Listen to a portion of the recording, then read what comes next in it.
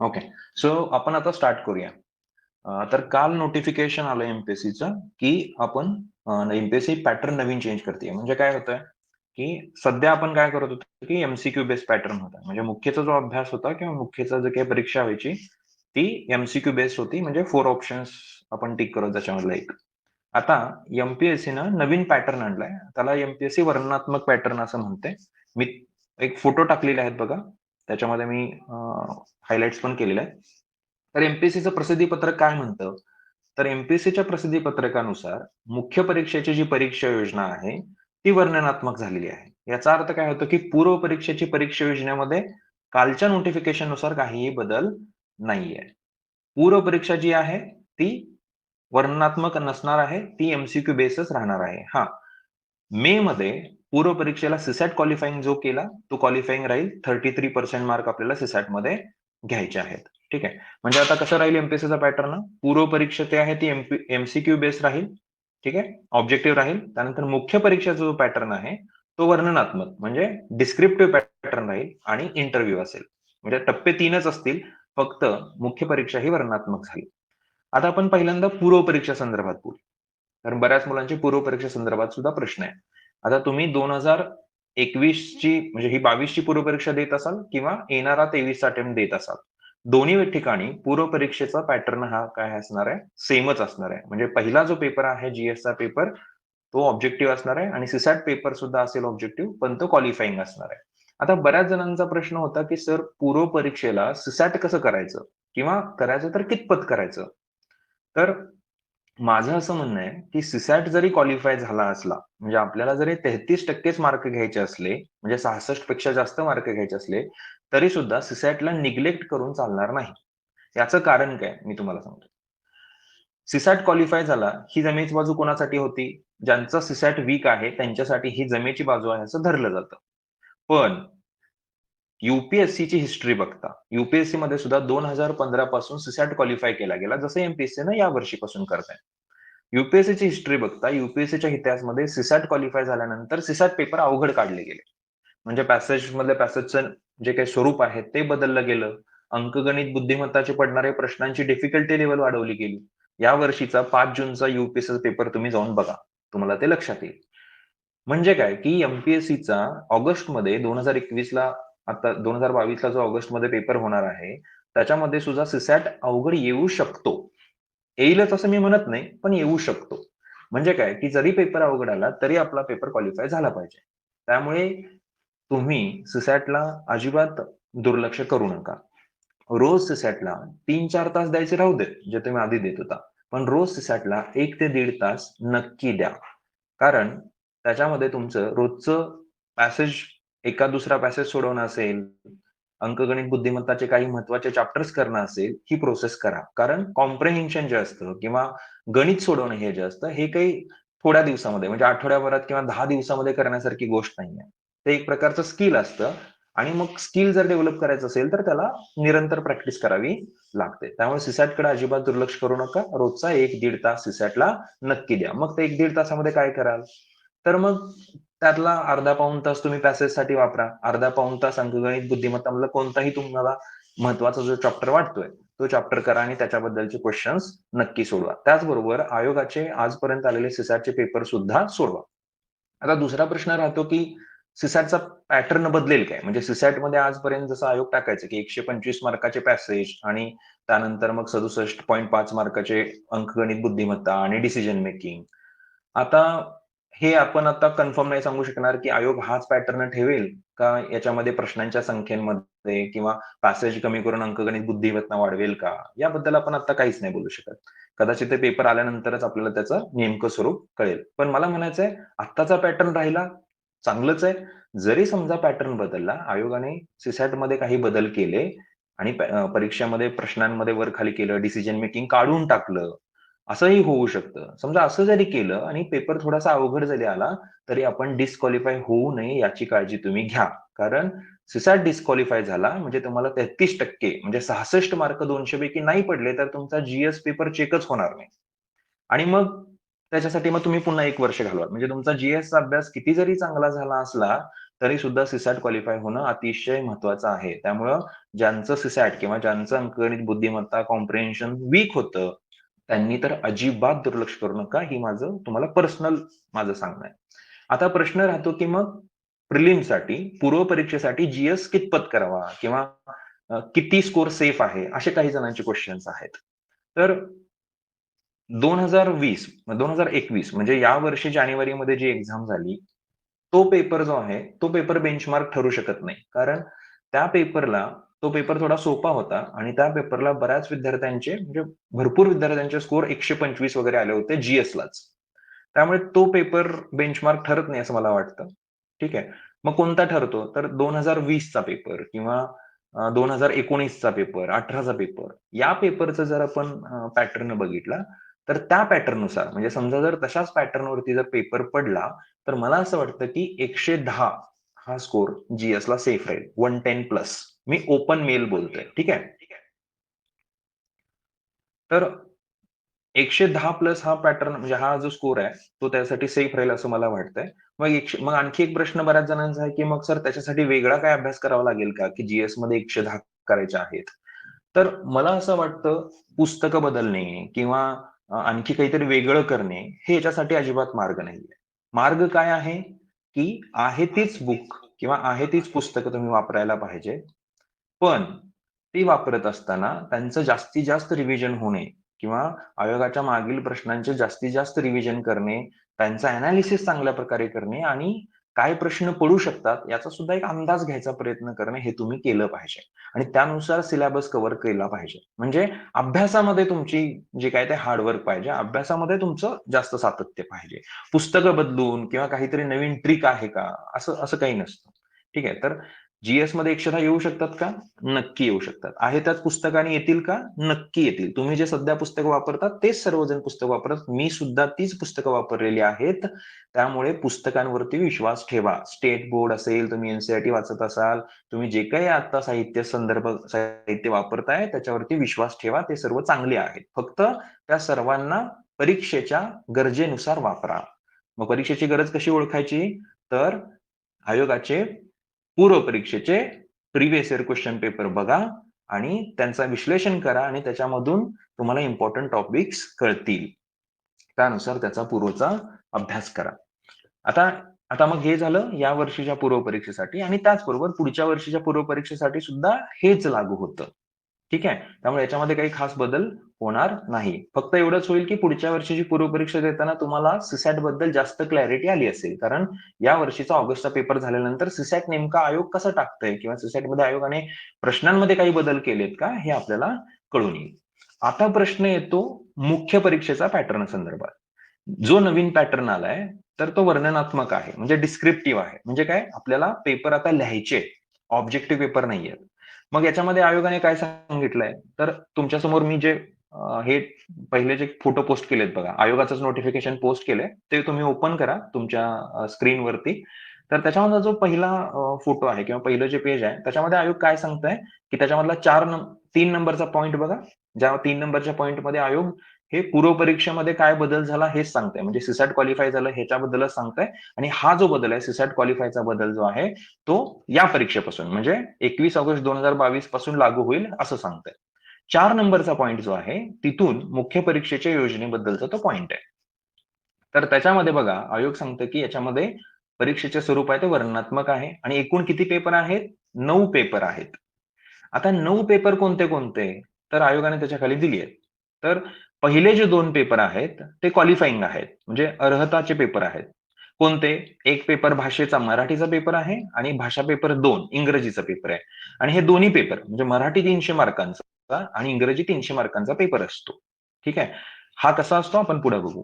तर हा जो पेपर आहे, ह्या पेपरचे मार्क पकडले जात नाहीत. पण सर्वात महत्वाचं की या पेपरमध्ये तुम्हाला क्वालिफाय होणं महत्वाचं आहे. आणि आयोगाने मी तिथं राउंड केलंय बघा रेडमध्ये. तर तिथं सांगितलंय की 25% तुम्हाला गुण पडले पाहिजेत. म्हणजे आता 300 मार्काचा पेपर आहे, तर तुम्हाला कमीत कमी मराठीमध्ये 75 पेक्षा जास्त मार्क आले पाहिजेत आणि इंग्रजीच्या पेपरमध्ये 75 पेक्षा जास्त मार्क आले पाहिजेत. का? तर 300च्या 25% म्हणजे 75 मार्क आपल्याला कमीत कमी पाडायचे आहेत. आणि हे जे भाषा पेपर आहेत ना, हे भाषा पेपर सध्या जे भाषा पेपर आपण करतो ग्रामरचे तसे नसतात. म्हणजे की ऑब्जेक्टिव्ह वाले भाषा पेपर नसतात. त्याच्यामध्ये असं काही प्रॉपर ग्रामर वगैरे विचारलं जात नाही. तर हे भाषा पेपरचं स्वरूप काय आहे ते आपण थोडं डिटेलमध्ये नंतर बघू. मी तुम्हाला सांगेनच. पण हे 2 भाषा पेपर आपल्याला द्यावे लागतात. एक मराठीचा आणि एक इंग्लिशचा, ज्याच्यामध्ये 25% मार्क म्हणजेच 300 पैकी 75 मार्क आपल्याला पाडायचे असतात. ठीक आहे. यूपीएससीला सुद्धा सेम असतं. आता त्याच्यानंतर खरे विषय चालू होतात, की ज्या विषयांचे मार्क्स आपल्या सिलेक्शनमध्ये पकडले जातात. कोणते कोणते विषय आहेत? तर जे खाली दिलेत ना 1 ते 7 ते विषय. आता 1 मध्ये पहिल्यांदा काय दिलंय? निबंध. तर निबंधाचा पेपर असतो. निबंधाचा पेपर हा 250 मार्कांचा पेपर असेल आणि त्यांनी दिलंय मराठी किंवा इंग्रजी माध्यम. तुम्ही निबंध मराठीतही लिहू शकता आणि इंग्रजीमध्ये सुद्धा लिहू शकता. याच्यामध्ये किती निबंध असतात? तर यूपीएससीला 2 निबंध असतात. आता आयोग याच्यामध्ये किती निबंध टाकतंय किंवा सिलेबस एक्झॅक्टली काय देतंय ते कळेलच. पण यूपीएससीचा जर सध्या विचार केला, तर याच्यामध्ये यूपीएससीला 2 निबंध असतात. म्हणजे एक निबंध 125 मार्काचा आणि दुसरा निबंध 125 मार्काचा, असे 2 निबंध आपल्याला लिहावे लागतात. मग निबंध चूज करण्यासाठी शक्यतो पहिल्या सेक्शनमध्ये 4 पैकी 1 निबंध सिलेक्ट करावा लागतो आणि दुसऱ्या सेक्शनमध्ये 4 पैकी 1 निबंध सिलेक्ट करावा लागतो. तर असे 8 विषय असतात. 8 विषयांपैकी तुम्हाला 2 विषयांवरती निबंध लिहायचा असतो. 125 मार्काचा निबंध प्रत्येकी असतो. अशा प्रकारे 250 मार्कांचा निबंधाचा पेपर आहे. त्याच्यानंतर जीएस 1, 2, 3, 4 हे पेपर त्याच्यानंतर येतात आणि हे प्रत्येकी पेपर 250 मार्काचे आहेत. असे 1000 मार्काचे जीएसचे 1, 2, 3, 4 चे पेपर आहेत. आता नंतरचा विषय जो येतो तो म्हणजे वैकल्पिक विषयाचा पेपर. तर ऑप्शनल ज्याला आपण म्हणतो. म्हणजे आयोगाने तुम्हाला ऑप्शनल निवडायला सांगितलं आहे. वैकल्पिक विषय निवडायला सांगितले आहेत.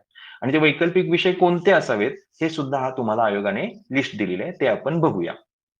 पण आता जर ढोबळमानाने परीक्षेची योजना बघायला गेलं, तर ही परीक्षेची योजना आहे ही एक्झॅक्टली यूपीएससी सारखी आहे. म्हणजे आता सध्याची यूपीएससीची मुख्य परीक्षा ज्याप्रमाणे होते, त्याच प्रकारची ही परीक्षेची योजना आपल्याला दिसून येते.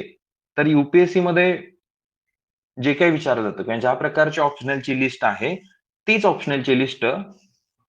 माझा आवाज ब्रेक होतोय का तुम्हाला? आवाज ब्रेक होतोय का? No sir. ओके, ठीक आहे.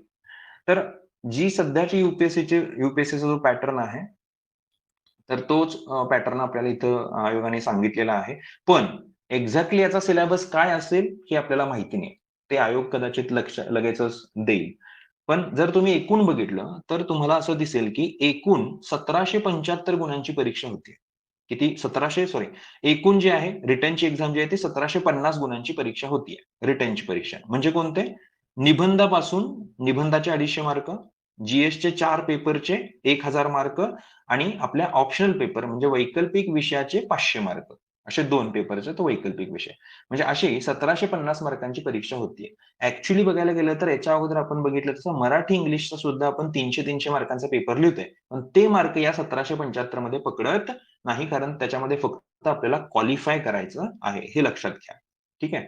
तर 1775 मार्कांचे हे आणि त्याच्यानंतर मुलाखत जी आहे ती 275 मार्कांची मुलाखत आहे. ठीक आहे. आता मुलाखत 275 मार्कांची म्हणजे मुलाखत किती इम्पोर्टंट आहे हे तुम्हाला लक्षात येईल. कारण 275 पैकी बऱ्याच विद्यार्थ्यांना जे मार्क्स पडतात त्याच्यामध्ये 50-50 ते 60-60 मार्कांचा सुद्धा गॅप असतो. त्यामुळे एखादा मुलगा मुलाखतीच्या मार्क्स वरती आय-ए-एस मिळू शकतो किंवा आपण इथे एमपीएससीमध्ये डेप्युटी कलेक्टर मिळेल किंवा कदाचित तो मुलाखतीच्या मार्क्समुळे लिस्टमधून बाहेर सुद्धा होऊ शकतो. त्यामुळे मुलाखतीचे मार्क इथून पुढे अतिशय इम्पोर्टंट राहतील, जास्त डिटरमायनिंग फॅक्टर राहतील, कारण 275 मार्कांचं वेटेज हे मुलाखतीला आयोगाने दिलेलं आहे. त्यामुळे आपली पर्सनॅलिटी डेव्हलपमेंट ही अतिशय इम्पोर्टंट राहते आणि मग ती तुम्ही सुरुवातीच्या काळापासून त्याच्याकडे थोडं लक्ष दिलं पाहिजे. तर आपले हे 7 पेपर, निबंधापासून जीएसचे 4 पेपर आणि ऑप्शनल म्हणजे वैकल्पिक विषयाचे 2 असे 7 पेपर मिळून 1750 आणि मुलाखत 275 अशी 2025 मार्कांची ही जी आहे परीक्षेची योजना आयोगाने मुख्य परीक्षेसाठी सांगितलेली आहे. आता तुम्ही याच्यामध्ये जर बघितलं तर आयोगाने दुसऱ्या पेजवरती तुम्हाला हे सांगितलेलं आहे, की सामान्य अध्ययन पेपर 1, 2, 3, 4 मध्ये नेमकं काय असेल? जरी सिलेबस डिटेल केला नसला तरी नेमकं सांगितलंय. तर त्या पॉइंटमध्ये बघा, मी तिथं दुसरं जे पुढचं पेज आहे त्याच्यामध्ये बघा, की त्याच्यामध्ये त्यांनी सांगितलं, की जीएस 1, 2, 3 जो आहे, म्हणजे सामान्य अध्ययन 1, 2 आणि 3 त्याच्यामध्ये तुम्हाला आंतरराष्ट्रीय, राष्ट्रीय आणि महाराष्ट्राच्या संबंधित विषयांचा अभ्यासाचा समावेश राहील. आता आंतरराष्ट्रीय, राष्ट्रीय ठीक आहे. पण इथं लक्षात घ्या, की महाराष्ट्राच्या विषयांचा सुद्धा अभ्यासक्रमात समावेश राहील. हे खूप इम्पोर्टंट आहे. म्हणजे जे यू-पी-एस-सी करणारे कॅन्डिडेट इथं हे ऐकत असतील, तर त्यांनी हे लक्षात घेणं गरजेचं आहे, की त्यांना महाराष्ट्राचाही अभ्यास करावा लागेल एम-पी-एस-सीमध्ये रिटन एक्झाम देण्यासाठी. एम-पी-एस-सीची मुलं करतात ते महाराष्ट्राचा अभ्यास करतातच. म्हणजे इतिहास, भूगोल, बाकीच्या गोष्टी ते करतातच. पण यू-पी-एस-सी जो आजपर्यंत करत होता, त्याला महाराष्ट्राचा गोष्ट इथं स्पेसिफिकली करावा लागेल 1 to 3 मध्ये. आता जी-एसचा 4चा जो आहे, तो इथं नैतिकता चारित्र्य म्हणजे ज्याला आपण इथिक्स म्हणतो, त्याच्यासारखा आहे, असं आयोगानं सांगितलेलं आहे. आणि याचा डिटेल आयोग आपल्याला देईलच नक्की. आता वैकल्पिक विषय जर तुम्ही बघितला, तर आयोगाने वैकल्पिक विषयाची एक यादी दिलेली आहे. 1 ते 26 अशी तुम्हाला खाली यादी दिसते. आता मी त्याच्यामध्ये काही वैकल्पिक विषयांना हायलाइट केलंय. हे का? तर बघा, वैकल्पिक विषयापैकी आयोगाने सांगितले, की तुम्हाला एक विषय निवडायचा आहे. म्हणजे 26 पैकी तुम्ही कोणताही एक विषय निवडू शकतो. आणि सगळ्यात महत्त्वाची गोष्ट, की तुमचं ग्रॅज्युएशन कोणत्याही स्ट्रीममध्ये असू दे. म्हणजे तुम्ही बी-ए, बी-कॉम, बी-एस-सी केलेलं असू द्यात, तुम्ही इंजिनिअरिंग असू द्यात किंवा मेडिकल असू द्यात, कोणतंही ग्रॅज्युएशन असू द्यात, तुम्ही या 26 पैकी कोणताही विषय निवडू शकता. म्हणजे ग्रॅज्युएशनचा आणि वैकल्पिक विषय निवडण्याचा कोणताही संबंध नाही. आता हे जे वैकल्पिक विषय आहेत, हे विषय तुम्ही जर लक्षात घेतले, तर ह्या 26 मध्ये बरेचसे असे विषय आहेत, की ते तसे तुलनेने डिफिकल्ट आहेत. म्हणजे आपण जनरली वैकल्पिक विषयांना 2 भागामध्ये विभागू शकतो. एक भाग आहे, त्याला आपण ह्युमॅनिटीज असं म्हणू. ह्युमॅनिटीज म्हणजे कोणते-कोणते सब्जेक्ट? की जे आपण बी-एला वगैरे आपण शिकतो. म्हणजे इतिहास असेल, भूगोल असेल किंवा राज्यशास्त्र असेल, ठीक आहे ना, मानसशास्त्र असेल, है ना, मानव वंशशास्त्र असेल, हे सर्व जे विषय आहेत किंवा इव्हन आपण समाजशास्त्र ज्याला सोशिओलॉजी म्हणतो. हे सर्व जे ह्युमॅनिटीचे चॅप्टर आहेत. म्हणजे आपण त्याचं बी वगैरे करतो. पण त्याचबरोबर काही टेक्निकल विषय सुद्धा आहेत.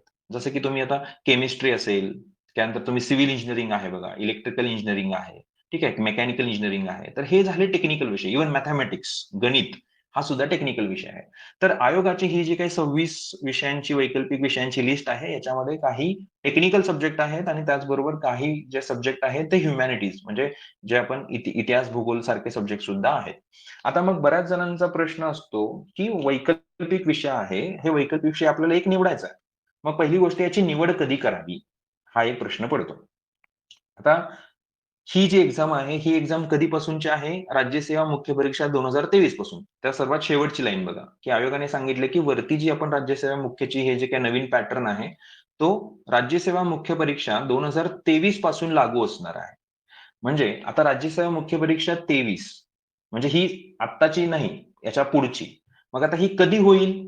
याची डेट एक्झॅक्टली आपल्याकडे नाहीये. पण आपण एक्स्पेक्ट करू, की आयोग याच्यासाठी आपल्याला योग्य टाईम देईल. म्हणजे मला असं वाटतंय कदाचित ही पुढच्या वर्षी शेवटी होईल. मे बी नोव्हेंबरमध्ये, डिसेंबरमध्ये होऊ शकते. म्हणजे इथून पुढे आपल्याला कदाचित 1.5 वर्षाचा टाईम मिळू शकतो असं मला वाटतं. आयोग त्याच्याबद्दल क्लॅरिफिकेशन करेलच. मग जर राज्यसेवा मुख्य परीक्षा 2023 म्हणजे पुढच्या वर्षी मुख्य परीक्षेसाठी जर आपल्याला वैकल्पिक विषय निवडायचा असेल, तर तो कधी निवडावा? तर मला असं वाटतंय ज्यांचं टार्गेट पुढच्या वर्षीची एक्झाम आहे, त्या मुलांनी वैकल्पिक विषयाची निवड आयोगाचं जेव्हा आयोग आणखी एक पत्रक टाकेल ज्याच्यामध्ये सिलेबस आयोग सांगेल, त्यावेळेला लगेच त्या आसपास करून घ्यावी. याचं कारण काय? तुमची पूर्वपरीक्षा होण्या अगोदर, एखाद्या एक्झामची पूर्वपरीक्षा होण्या अगोदर वैकल्पिक विषय तयार असणं महत्वाचं असतं. कारण पूर्वपरीक्षेनंतर मुख्य परीक्षा देताना मध्ये जो कालावधी असतो, त्या कालावधीमध्ये रिव्हिजन असेल किंवा इतर जी-एसचे सब्जेक्ट असेल, या गोष्टींकडे वेळ द्यावा लागतो. आणि मग त्यावेळेला वैकल्पिक विषयाची रिव्हिजन करावी लागते. त्यामुळे वैकल्पिक विषय हा प्रामुख्याने पूर्वपरीक्षेच्या अगोदरच कंप्लीट असलेलं चांगलं असतं. त्यामुळे वैकल्पिक विषय निवडण्यासाठी जास्त वेळ करणं योग्य नाही. तो लवकरात लवकर जितक्या तुम्ही निवडाल, तेवढं चांगलं असतं. मग आपल्याला 26 पैकी एक वैकल्पिक विषय प्रत्येकाला निवडायचा आहे. मग आता प्रश्न येतो, की कोणता निवडावा? आता मी जसं मगाशी तुम्हाला कॅटेगरायझेशन सांगितलं. काय? की या 26 पैकी काही विषयांना आपण टेक्निकल म्हणू शकतो आणि काही विषयांना आपण हे ह्युमॅनिटीज म्हणू शकतो. जसं इतिहास, भूगोल मी तुम्हाला सांगितलं. आजपर्यंत जे काही यू अनुभव आहे, माझा अनुभव असेल किंवा सर्व लोकांचा अनुभव असेल, तो हेच सांगतो, की टेक्निकल विषय निवडणं हे तितकंसं फायदेशीर राहत नाही. त्याच लोकांनी टेक्निकल विषय निवडावं, ज्यांना टेक्निकल विषयामध्ये अतिशय चांगला होल्ड आहे. त्याच लोकांनी टेक्निकल विषय म्हणजे गणित असेल, सिव्हिल इंजिनिअरिंग, फिजिक्स है ना, अशा प्रकारचे जे विषय आहेत ते त्यांनीच निवडावे, जे त्याच्यामध्ये अतिशय चांगले कम्फर्टेबल आहेत. अदरवाईज मी सजेस्ट करेन, की तुम्ही टेक्निकल विषय निवडू नका. तुम्ही आपले जे कॉमन विषय आहेत, म्हणजे ज्याला आपण ह्युमॅनिटीचे सब्जेक्ट म्हणू, ते निवडा. म्हणजे कोणते? इतिहास असेल, भूगोल असेल, ठीक आहे, सोशिओलॉजी म्हणजे समाजशास्त्र असेल, इव्हन लोकप्रशासन, पब्लिक ॲडमिनिस्ट्रेशन सारखे विषय असतील, पॉलिटिकल सायन्स म्हणजे राज्यशास्त्र आणि आंतरराष्ट्रीय संबंध हाही विषय चांगला आहे. तर यासारखे विषय तुम्ही निवडले पाहिजे. मग आता प्रश्न असतो, की सर मग त्यातला कोणता निवडावा? तर आता हे प्रत्येकाच्या चॉईसनुसार होतं. चॉईसनुसार म्हणजे काय? तर फॉर एक्झाम्पल माझा स्वतःचा मी यू करत असताना माझा विषय होता जिओग्राफी, भूगोल. मग आता मी भूगोल का निवडला? तर मी काय केलं, की सुरुवातीला इतिहास असेल, भूगोल असेल, अँथ्रोपॉलॉजी, सोशिओलॉजी किंवा इव्हन पॉलिटिकल सायन्स, ठीक आहे. तर ह्या सर्व विषयांचे मी काय केलं, की सिलेबस बघून घेतला. त्यांचे क्वेशन पेपर बघून घेतले. त्यांची एकंदरीत थोडी पुस्तकं वगैरे जस्ट चाळून घेतली किंवा काही लोकांशी बोललो, की ज्यांचे ऑलरेडी हे विषय आहेत. आणि त्यानंतर मला एक फिलिंग आलं, की किंवा मला एक वाटलं, की नाही आपण यापैकी सर्वात चांगला आपल्याला इंटरेस्टिंग पहिली गोष्ट इंटरेस्ट. मला कशामध्ये अभ्यास करावासा वाटतोय. तर मला पहिली गोष्ट इंटरेस्टिंग भूगोल वाटला आणि दुसरी गोष्ट भूगोलाला चांगले मार्क येत होते. तिसरी गोष्ट भूगोलामध्ये संदर्भ साहित्य योग्य प्रकारे अवेलेबल होतं. तर ह्या ज्या काही गोष्टी आहेत, म्हणजे पहिली गोष्ट आपली आवड आहे का? दुसरी गोष्ट महत्वाची की म्हणजे त्यामध्ये मार्क्स येतात का? आता ही यू हिस्ट्री होती, की त्याच्यामध्ये कळत होतं, की बाबा मार्क्स कोणत्या विषयाला किती येतात. त्यामुळे ते इथं कदाचित ते नसणार आहे, की मार्क्स कोणत्या विषयाला किती येतात. पण आपण यू एक बेंचमार्क घेऊ शकतो इथं. तर मग मार्क्स येतात का? आणि तिसरी गोष्ट या विषयासाठी संदर्भ साहित्य योग्य प्रकारे अवेलेबल आहे का? का आपल्याला म्हणजे आणखी जास्त प्रकारे गोळा करावा लागतं. आता हा विषय मोठा होता, म्हणजे तुलनेनं मोठा होता. पण विषयामध्ये मी बघितल्यानंतर मला कळालं होतं, की भूगोलमध्ये बऱ्यापैकी टेक्निकल टर्म्स असतात, बरेचसे कन्सेप्ट असतात समजून घेण्यासारखे, जसे मान्सूनचे मेकॅनिझम असेल, असं वेगवेगळं. तर मला ते चांगलं वाटायचं. मग त्यामुळे मी तो घेतला. त्यामुळे तुम्ही वैकल्पिक विषय कोणता निवडताय, हा तुमचा इंडिव्हिज्युअल चॉईस आहे. पण मी जे तुम्हाला पॅरामीटर सांगितले, तुमची आवड, त्या विषयामध्ये मार्क येतील का? आणि त्या विषयाचं संदर्भ साहित्य किंवा गाईड व्यवस्थित उपलब्ध आहे का? हे 3 क्रायटेरिया तुम्ही पर्टिक्युलरली वैकल्पिक विषय निवडण्यासाठी लावू शकता आणि त्याच्यावरून तुमचा वैकल्पिक विषय निवडू शकता. ठीक आहे. तर ही जी झाली म्हणजे हे जे काय आहे ते आहे म्हणजे एम-पी-एस-सीने आता नवीन चेंज केलेला सिलेबस जो आपण अ, मुख्य परीक्षेसाठी बदललेला सिलेबस आहे, असं आपण त्याला म्हणू शकतो. ठीक आहे. त्याच्यानंतर मी तुम्हाला आणखी काही फोटो शेअर करतो, ज्याच्यामध्ये सध्या यू-पी-एस-सीला काय आहे ते बघूया. आता खाली मी आणखी 2 फोटो शेअर केलेत बघा. त्याच्यातला सर्वात शेवटचा फोटो बघा. सर्वात शेवटचा फोटो बघा, जो मी खाली शेअर केलाय. त्याच्यामध्ये बघा, हा जो फोटो आहे ना, सर्वात खालचा जो फोटो आहे, तो फोटो जो आहे तो लिस्ट आहे. कशाची आहे? तर हीच 26 सब्जेक्टची लिस्ट आहे.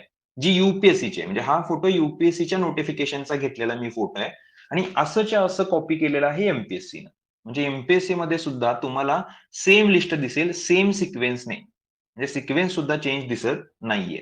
ठीक आहे.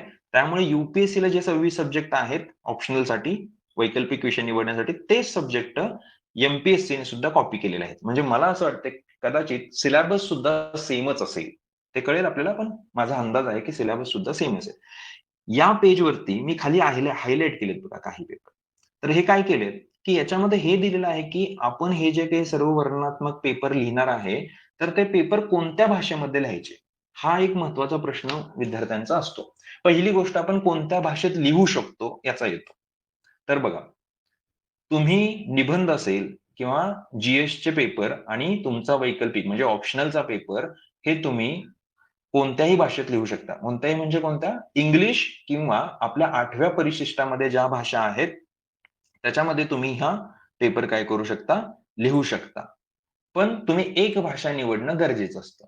बरं. आता दुसरा प्रश्न येतो, की सर मग मराठीतून पेपर लिहिलं तर फरक पडतो का? किंवा इंग्लिशमधनंच लिहायला पाहिजे का? तर माझं मत म्हणाल तर मराठीतून लिहा किंवा इंग्लिशमधून लिहा, फारसा फरक पडत नाही.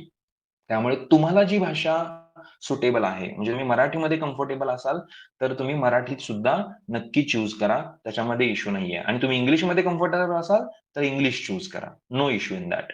पण पॉइंट आहे, की तुम्ही ज्या काही भाषेमध्ये हे सर्व लिहाल, त्या भाषेमध्ये तुमचं संदर्भ साहित्य योग्य प्रकारे उपलब्ध असलं पाहिजे किंवा इंग्लिश जरी तुम्ही संदर्भ साहित्य वापरत असला आणि मराठीतून पेपर लिहित असला तरी सुद्धा बऱ्याचशा टेक्निकल टर्म्स ज्या असतात त्यांचे मराठीमधले शब्द योग्य प्रकारे तुम्ही समजावून घ्या किंवा ते आधीच काढून घ्या. कारण युपीएससीने खाली आणखी एक लाईन दिली आहे बघा, मी खाली लिहिलेलं आहे की त्या ठिकाणी की if they so desire give English version of within the brackets. म्हणजे तुम्ही समजा मराठीतून पेपर लिहिताय आणि समजा तुम्ही भूगोलाचा पेपर मराठीतून लिहिताय आणि त्याच्यामध्ये तुम्ही एखादी टेक्निकल टर्म वापरली मराठीतून. पण पुढच्या एक्झामिनरला ती टेक्निकल टर्म लगेचच समजेल असं नाही. त्यामुळे तुम्ही त्या टेक्निकल टर्मला मराठीच्या पुढे ब्रॅकेट करून इंग्लिशमध्ये लिहू शकता. इतकी फॅसिलिटी किंवा हे जी काही मुभा आहे ती युपीएससीने दिली आहे. कदाचित एमपीएससी सुद्धा तुम्हाला ही मुभा देईल. मग एमपीएससी हे सर्व भाषा असतील का? नाही. मला असं वाटतं एमपीएससी मध्ये 2 भाषा अलाउ करतील. एक भाषा मराठी असेल आणि एक भाषा इंग्लिश असेल. तुम्ही मराठी निवडा किंवा इंग्लिश निवडा. कोणतीही भाषा निवडायला हरकत नाही. त्यामुळे भाषेचा फरक पडतो असं मला वाटत नाही. तुम्ही ज्या भाषेमध्ये म्हणजे कम्फर्टेबल आहात तीच भाषा तुम्ही ठेवा. आता मी तुम्हाला आणखी काही फोटो शेअर करतो, की सध्या यूपीएससीचा पॅटर्न काय आहे? म्हणजे वेगवेगळ्या पेपर्समध्ये यूपीएससी काय सांगतीये ते पहिल्यांदा बघूया आणि एक लगेचच फास्ट आपण बघून घेऊया आणि त्याच्यानंतर मग आपण पुढे जाऊया. कदाचित हाच सिलेबस पडेल. ठीक आहे. तर बघा मी इथं काही फोटोज आता तुम्हाला शेअर केलेले आहेत. ठीक आहे. तर त्याच्यामध्ये मी जस्ट ब्रीफ सांगतो, की बाबा नेमके हे काय आहेत फोटो. हे यूपीएससीचे काढलेले फोटो आहेत, ज्यानुसार एमपीएससी काम करेल. ठीक आहे.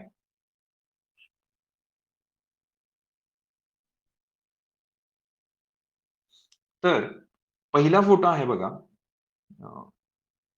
तर त्याच्यामध्ये किंवा फोटो बघा किंवा मी तुम्हाला जनरल सांगतो. तर आता आपण जे म्हटलो, की इंग्लिश आणि मराठी जे आहे मुख्य परीक्षेला, तर हे इंग्लिश आणि मराठी मी सांगताना सांगितलं, की हे ऑब्जेक्टिव्ह प्रकारचं नाहीये. 300-300 मार्काचा मराठीचा एक 300 मार्काचा पेपर आणि इंग्लिशचा 300 मार्काचा पेपर असेल, जो तुम्हाला 75 मार्क पाडायचे आहेत. कारण 25% क्वालिफाइंग आहे तो मुख्य परीक्षेला. आता याच्यामध्ये काय-काय असणार आहे? तर याच्यामध्ये कोणतंही ग्रामर म्हणजे असं ग्रामर नसतं, की बाबा सर्वनाम किंवा तुम्ही म्हणा ज्याला आपण डायरेक्ट, इनडायरेक्ट अशा प्रकारच्या गोष्टी नसतात. तर याच्यामध्ये काय असतं, याच्यामध्ये तुम्हाला एसे लिहायचा असतो. म्हणजे तुम्हाला निबंध लिहायचा असतो. त्याचबरोबर तुम्हाला प्रेसी लिहायचा असतो. ठीक आहे. सारांश ज्याला आपण म्हणतो. सारांश लिहायचा असतो. त्याचबरोबर तुम्हाला पॅसेज दिला जातो आणि त्या पॅसेजच्या खाली प्रश्न दिले जातात. त्या पॅसेजवरती प्रश्न लिहायचे असतात. म्हणजे एक प्रकारे हा सुद्धा भाषेचा पेपर तुम्हाला लिहिण्याचाच पेपर असतो. ठीक आहे. त्यामुळे निबंध असेल, सारांश असेल याची तयारी करणं अतिशय महत्वाचं जातं. आता नंतर जीएसचे जे पेपर आहेत, जीएस 1, 2, 3 आणि 4. तर जीएस 1 मध्ये पुढचं जे आहे, जीएस 1 मध्ये ढोबळमानाने इतिहास हा एक फोकस असतो. भूगोल आणि नंतरचा जो फोकस असतो तो म्हणजे समाजशास्त्र म्हणजे सोशॉलॉजी. म्हणजे जीएस 1 च्या पेपरमध्ये इतिहासासंदर्भात प्रश्न येतात, भूगोलाचे प्रश्न येतात आणि सोशिओलॉजीचे प्रश्न येतात. ठीक आहे. म्हणजे समाजशास्त्र म्हणजे सोसायटी ज्याला आपण म्हणतो, समाज ज्याला म्हणतो, समाजासंदर्भातले प्रश्न त्याच्यामध्ये येतात. जीएस2 मध्ये काय येतं? जीएस2 मध्ये आपण ज्याला पॉलिटी म्हणतो, राज्यघटना म्हणतो. तर राज्यघटनाच्या संदर्भातले जे प्रश्न असतात ते जीएस2 मध्ये आपल्याला बघायला मिळतात. जीएस3 जो आहे तो इकॉनॉमिक्सच्या संदर्भात आहे. इकॉनॉमिक्स आणि इंटरनॅशनल रिलेशन्स जे असतात त्याच्या संदर्भात आहे आणि त्याचबरोबर त्याच्यामध्ये सिक्युरिटीचे प्रश्न असतात. म्हणजे आपली जी बाह्य सिक्युरिटी आहे, इंटरनल सिक्युरिटी त्याचबरोबर एक्सटर्नल सिक्युरिटी आहे याच्या संदर्भातले प्रश्न, टेररिझम, नेक्सलिझम या संदर्भातले प्रश्न हे जीएस3 मध्ये असतात आणि जीएस4 मध्ये हे इथिक्स असतं, नैतिकता ज्याला आपण म्हणतो. तर ढोबळमानाने तुम्ही जीएस 1, 2, 3 आणि 4 बघितलं तर 1 मध्ये इतिहास भूगोल, 2 मध्ये राज्यघटना म्हणजे पॉलिटी, 3 मध्ये इकॉनॉमिक्स आणि इंटरनॅशनल रिलेशन आणि सिक्युरिटी आणि 4 मध्ये हे जे आहे ते इथिक्स याच्या संदर्भात आपल्याला कंटेंट बघायला मिळतं. आयोगाच्या संदर्भात डिटेल आपल्याला देईलच. पण सध्या युपीएससीच्या पॅटर्न तुम्ही जर लक्षात घेतला, तर मला याच्यामधून हे सांगायचं आहे, की आता सध्या तुम्ही जो अभ्यास करताय, म्हणजे एमपीएससी जो अभ्यास करताय, त्याच्यामध्ये आपण इतिहास वाचतो, भूगोल वाचतो, पॉलिटी वाचतो. ठीक आहे. म्हणजे या सर्व गोष्टी आपण एन-केन प्रकारे वाचलेल्या आहेत. थोड्या काही गोष्टी फक्त सोडल्या तर. ठीक आहे. तर याचा फायदा होईल का? तर मला असं वाटतं याचा फायदा नक्की होईल. म्हणजे जरी तुम्ही आता ऑब्जेक्टिव्ह एक्झामसाठी तयारी जरी केली असली, तरी या तयारीचा येणाऱ्या वर्णनात्मक पेपरमध्ये अजिबात फायदा होणार नाही, असं म्हणणं चुकीचं ठरेल. याचं कारण तुम्ही वर्णनात्मक पेपरमध्ये तुम्ही जेव्हा पेपर लिहायला जाता, जेव्हा उत्तरं लिहायला जाता, तेव्हा तुमची कन्सेप्च्युअल अंडरस्टँडिंग पाहिजेच. त्याच्याबद्दल डाऊटच नाहीये. पण त्याचबरोबर बऱ्याच ठिकाणी तुम्हाला फॅक्च्युअल डेटा, फॅक्ट्स सुद्धा लिहाव्या लागतात. कारण जेवढ्या तुम्ही चांगल्या फॅक्ट्स एखाद्या उत्तरामध्ये लिहाल, तेवढंच उत्तर प्रभावी होतं. त्या उत्तराला तेवढा जोर येतो. त्यामुळे तुम्ही आत्ता जे काही वाचताय, तुम्ही आत्ता जे काही अभ्यास केला आजपर्यंत, तर हा अभ्यास वाया गेला किंवा हा अभ्यास इथून पुढे अजिबात उपयोगी येणार नाही, असं दिसत नाही. ठीक आहे. तर हा अभ्यास सुद्धा तुम्हाला नक्कीच उपयोगी होणार आहे, हेच मला तुम्हाला सांगायचं आहे. फक्त GS4चा जो आहे, म्हणजे ज्याच्यामध्ये आपण इथिक्स करतो, इथिक्समध्ये बरचसं जनरल रायटिंग करावं लागतं. जनरल रायटिंग म्हणजे तुम्हाला बऱ्याचशा नैतिकतेच्या बऱ्याचशा केस स्टडीज दिल्या जातात, की बाबा आता तुम्हाला उदाहरण सांगायचं झालं तर समजा एखाद्या ठिकाणी पूर आला आहे आणि पुरामध्ये तुम्ही स्वतः टीमला घेऊन पुरामध्ये लोकांची मदत करायला जाताय आणि मग तिथं त्या ठिकाणी तिथले लोक चिडलेले आहेत. मग ते लोक काय करतात, की सरकारवरचा रोष आहे म्हणून तुमच्या टीमवरती हल्ला करतात. आता तुम्ही तर पुरामध्ये लोकांना मदत करायला गेलात, पण तिथले लोकच तुमच्यावरती हल्ला करतात. मग अशा ठिकाणी आणि त्या हल्ल्यामध्ये समजा तुमचे काही लोक जखमी झाले तुमच्या टीममधले. तर अशा ठिकाणी टीम लीडर म्हणून तुमच्याकडे कोणकोणते ऑप्शन्स आहेत? तुम्ही काय कराल? तुम्ही त्या लोकांना तसंच सोडून याल? का तुम्ही तुमच्या टीम मेंबरला समजावून पुन्हा तिथं कामाला लागाल? का आणखी काय कराल? अशा प्रकारच्या वेगवेगळ्या केस स्टडीज तुम्हाला ह्या पेपरमध्ये दिल्या जातात. म्हणजे GS4 हा बऱ्यापैकी एक कॉमन अंडरस्टँडिंगचा पेपर आहे. नैतिकतेचा पेपर त्याला आपण म्हणतो. ठीक आहे. आणि त्याच्यानंतर मग नंतर उरतात ते ऑप्शनलचे पेपर्स असतात, ज्याच्याबद्दल आपण मगाशी बोललो, की कसा ऑप्शनल निवडायचा, कोणता निवडायचा, कोणते क्रायटेरिया ठेवायचे. आता आणखी एक पेपर जो होता तो म्हणजे निबंधाचा पेपर. निबंधाच्या पेपरमध्ये मध्ये जसं मी तुम्हाला सांगितलं, की 2 निबंध लिहावे लागतात. पहिल्या सेक्शनमध्ये 1 निबंध लिहावा लागतो आणि दुसऱ्या सेक्शनमध्ये 1 निबंध लिहावा लागतो. प्रत्येक निबंध 125 मार्काचा असतो. म्हणजेच काय पहिल्या सेक्शनमध्ये 4 पैकी 1 विषय निवडायचा आणि दुसऱ्या सेक्शनमध्ये 4 पैकी 1 विषय निवडायचा. म्हणजे एकूण 8 विषयापैकी आपल्याला 2 विषय निवडायचे असतात. आता हे जे निबंध असतात ना, हे निबंध 125 मार्काचे असल्यामुळे मध्ये सुद्धा तेच असेल. त्यामुळे या निबंधामध्ये 1000 ते 1200 शब्द लिहावे लागतात. त्यामुळे निबंध हा मोठा असतो. हे तुम्ही इथं लक्षात घेतलं पाहिजे. आणि 1000 ते 1200 शब्दाचा जेव्हा निबंध लिहितो, म्हणजे किती लिहायचा? पाठपोट 12 पानं. किती? पाठपोट तुमच्या अँसर शीट जी दिली जाईल तुम्हाला लिहिण्यासाठी, त्याची पाठपोट 12 पाने लिहिली जातात. म्हणजे जवळपास 1100-1200 शब्द झाली आहेत, असं त्याच्यावरून गृहीत धरलं जातं. तर मग 1000 ते 1200 शब्दाचा निबंध लिहायचा असेल, तर तो निबंध असाच जाऊन बसल्यानंतर लिहिता येईल का? तर नाही येणार. तर तुम्हाला निबंधासाठी सुद्धा सेपरेट प्रॅक्टिस करावी लागेल. निबंधासाठी सुद्धा तुम्हाला सेपरेट स्ट्रॅटेजी आखावी लागेल. त्याचे बरेचसे पॉइंट्स आणि बरेचसे गोष्टी तुम्हाला काय कराव्या लागतील, जमा कराव्या लागतील. त्यामुळे निबंधाची सुद्धा तुम्हाला काय करावं लागेल, प्रॅक्टिस करावी लागेल. आता ओव्हरऑल आपण त्याच्यासाठी स्ट्रॅटेजी कशी करायला पाहिजे, ते आपण एका नंतरच्या क्वेश्चनमध्ये बघू. पण आणखी एक महत्त्वाचा बऱ्याच लोकांचा प्रश्न येतोय, तो म्हणजे सर की या नवीन जे काही बदल झालेला आहे, या बदलाचा परिणाम काय होईल? तर पहिल्यांदा आपण परिणाम बघू, की सध्या एम-पी-एस-सी 2-3 वर्षापासून, 4 वर्षापासून जे लोकं ऑलरेडी एम-पी-एस-सी करता आहेत, कंबाईन करता आहेत आणि त्यांनी ऑलरेडी फॅक्च्युअल डेटा किंवा या गोष्टींवरती आतापर्यंत फोकस करून एम-पी-एस-सी केलेलं आहे, त्यांच्यावरती काय परिणाम होईल? तर नक्कीच. म्हणजे मी म्हणेल, की ज्या लोकांनी 2-3 वर्ष एम-पी-एस-सी केलेलं आहे, त्यांच्यासाठी हा बदल करणे हा अवघड असणार आहे. याच्याबद्दल शंका नाहीये. किंवा त्यांना वाटू शकते, की यार आपण आजपर्यंत एवढं सगळं एम-पी-एस-सीचं फॅक्च्युअल डेटा रटला किंवा एवढ्या सगळ्या गोष्टी लक्षात ठेवलेल्या आहेत. एवढं सगळं त्याच्यामध्ये कष्ट घातलेलं आहे आणि आता मग अचानक पॅटर्न चेंज होतंय आणि मग आता पुढं कसं करायचं? तर त्यांच्यावरती नक्कीच परिणाम होईल, की बाबा कारण त्यांना हा बदल स्वतः स्वीकारावा लागेल आणि त्याच्यामध्ये थोडासा त्यांची एनर्जी असेल किंवा त्यांचा वेळ यामध्ये नक्की जाईल. यामध्ये म्हणजे हे होणारच आहे. मग आता मग पहिली गोष्ट आपण जुन्या विद्यार्थ्यांबद्दल, की मग या जुन्या विद्यार्थ्यांनी काय करायला पाहिजे? ठीक आहे. तर जुन्या विद्यार्थ्यांना भविष्यामध्ये परीक्षा द्यायची आहे. फॉर एक्झाम्पल आपण असं गृहीत पण माझं पहिलं म्हणणं आहे, की तुम्हाला समोर म्हणजे 2022 ची जी ऑगस्टमध्ये एक्झाम होणार आहे किंवा जुने जे कंबाईनचे विद्यार्थी आहेत. ठीक आहे. ठीक आहे. तर त्यांच्यासाठी सुद्धा आता ऑलरेडी जे मेन्सला असतील, त्यांच्यासाठी मेन्स होणार आहे. दुसरी गोष्ट जी येणारी कंबाईनची एक्झाम देणार आहेत ऑक्टोबर. तर मला असं म्हणायचं की हा पॅटर्न संदर्भातले डिटेल्स येतील आज ना उद्या. त्याच्यानंतर त्याच्याबद्दलची तयारी, त्याची स्ट्रॅटेजी ही ठरवता येईल. पण मला म्हणायचंय समोर जी परीक्षा आहे त्याच्यावरती फोकस करा. पॅटर्न बदलला आहे म्हणून पॅनिक होऊ नका. कारण जे समोर आहे ते तुमचं आहे. भविष्य तुमचं नाहीये.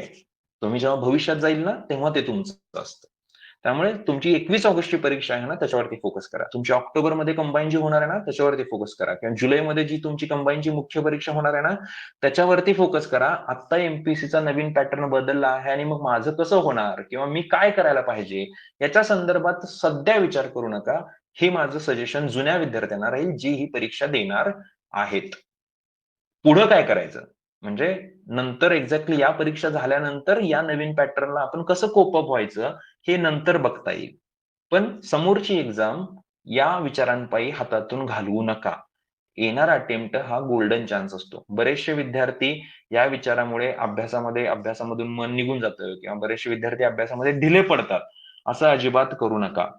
हा समोरचा जो काही एक्झाम आहे, ही तुमची एक्झाम आहे किंवा तुम्हाला ही म्हणजे एक प्रकारे मी म्हणेल की अपॉर्च्युनिटी आहे. असं या एक्झामकडे तुम्ही बघायला शिकलं पाहिजे. आता अ, मग त्याच्यानंतर दुसरा कंबाईनवरती काय परिणाम पडेल? तर बऱ्याच लोकांना भीती वाटते, की बाबा मग एम-पी-एस-सी जर आता वर्णनात्मक झाली, तर एम-पी-एस-सीचा जो अख्खा क्राउड होता, तो क्राउड कंबाईनकडे येईल का? तर नक्की येणार. म्हणजे आजपर्यंत जी एम-पी-एस-सी ज्यांनी ऑब्जेक्टिव्ह एम-पी-एस-सी केली होती, तर ते लोकं तर नक्कीच कंबाईन देणार. कारण आता त्यांचाच ऑलरेडी ऑब्जेक्टिव्ह एक्झामचा अभ्यास झाला होता. तर त्या लोकांसाठी कंबाईन देणं पण तसंच म्हणजे त्यांच्यासाठी चांगलं आहे. त्यामुळे कंबाईन मधला क्राउड वाढेल. हे मला वाटतं, की कंबाईनवरती काय परिणाम होईल? तर कंबाईनमध्ये येणारा क्राउड नक्की वाढेल. जो आजपर्यंत डेडिकेटेड एम-पी-एस-सीच्या मागे लागलेला क्राउड होता, तो क्राउड आता कंबाईनमध्ये सुद्धा तेवढ्याच डेडिकेशननं आत येणार आहे. त्यामुळे मग कंबाईनमध्ये तुमची जी कॉम्पिटिशन आहे, ती किंवा तुमचा कट ऑफ वगैरे याच्यावरती परिणाम पडू शकतो. म्हणून कंबाईन करणाऱ्या विद्यार्थ्यांना माझं सांगणं आहे, की तुम्ही तुमच्या ज्या समोरच्या एक्झाम आहेत, त्या एक्झाम ही तुमची गोल्डन चान्स आहे. म्हणजे ही जी 609 ॲडची एस-टी-आयची जी काही जाहिरात आहे किंवा येणाऱ्या ऑक्टोबरची जाहिरात आहे, जी अजून लोकं शिफ्ट व्हायच्या अगोदर, त्या अगोदरच्या जाहिराती ह्या तुमच्या आहेत, मी असं म्हणेन. त्यामुळे इथं लवकरात लवकर या जाहिरातीवरती कॉन्सन्ट्रेट करणं आणि पास होणं, हे आपला उद्देश कंबाईनच्या विद्यार्थ्यांचा असला पाहिजे. ठीक आहे. आता मग नवीन विद्यार्थ्यांबद्दल बोलू, की बरेचसे असे विद्यार्थी आहेत, की जे आत्ता-आत्ता सुरुवात करतायत किंवा कदाचित डिग्रीच्या शेवटच्या ह्याच्यामध्ये आहेत. तर त्या लोकांनी काय करायला पाहिजे? तर मी म्हणेल, की ज्यांचं फोकस 2023 आहे, म्हणजे नवीन पॅटर्ननुसार ज्यांनी एक्झाम देणार आहेत, त्यांनी एक वर्षाची स्ट्रॅटेजी करू शकता किंवा इव्हन जे जुने विद्यार्थी आहेत, जी या वर्षीची 21 ऑगस्टची परीक्षा देणार आहेत, त्यानंतर जानेवारीची मुख्य परीक्षा देणार आहेत किंवा कंबाईनचे विद्यार्थी जे सुद्धा येणारी 23चा अटेम्प्ट देणार आहेत, त्या तुम्ही सर्वांनी 1 वर्षाचा प्लॅन आपण करू शकतो. कारण मला असं वाटतं, की आयोग प्रत्येकाला 1 वर्ष मिळेल इथपर्यंत देऊ शकतो. म्हणजे आपण जरी जानेवारीमध्ये राज्यसेवेची मुख्य परीक्षा संपतीये, ही 2022ची असं जरी धरलं, तरी ही जी 23ची नवीन पॅटर्ननुसार होणारी मुख्य परीक्षा असेल, ती या 2023च्या शेवटी असेल, असं मला वाटतं. त्यामुळे तुम्हाला एक चांगला त्याच्यामध्ये वेळ भेटेल. तर आपण 1 वर्षाची स्ट्रॅटेजी कसं करू, हे आपण नक्की बघू शकतो. तर मला असं वाटतंय, प्रत्येक विद्यार्थ्यांनी, नवीन विद्यार्थी असो किंवा जुना विद्यार्थी असो, त्यांनी त्यांची परीक्षा संपल्यानंतर किंवा नवीन विद्यार्थ्यांनी लगेचच पहिली गोष्ट करावी, ते म्हणजे तुम्ही ऑप्शनल विषय निवडला पाहिजे. नंबर 1. बघा मी पुन्हा सांगतोय. नवीन विद्यार्थ्यांनी ज्यांचं टार्गेट 2023 आहे, त्या विद्यार्थ्यांनी आयोगाने सिलेबस डिक्लेअर केल्यानंतर लगेचच, ठीक आहे?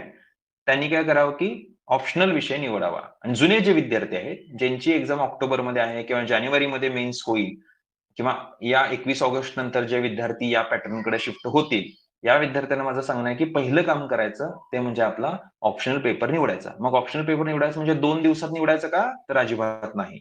माझं म्हणणं आहे, मी तुम्हाला जसं सांगितलं, मी 3 क्रायटेरिया सांगितले तुम्हाला ऑप्शनल किंवा वैकल्पिक विषय निवडायला. काय? की प्रत्येक ऑप्शनल तुम्ही जाऊन बघा. त्याचा सिलेबस बघा, त्याच्या 1-2 वर्षाचा तरी का होईना प्रश्नपत्रिका बघा. मग तुम्हाला त्या प्रश्नपत्रिका कळतील असं मी म्हणत नाही. पण जस्ट वाचा, की बाबा कशा प्रकारचे प्रश्न येतायत.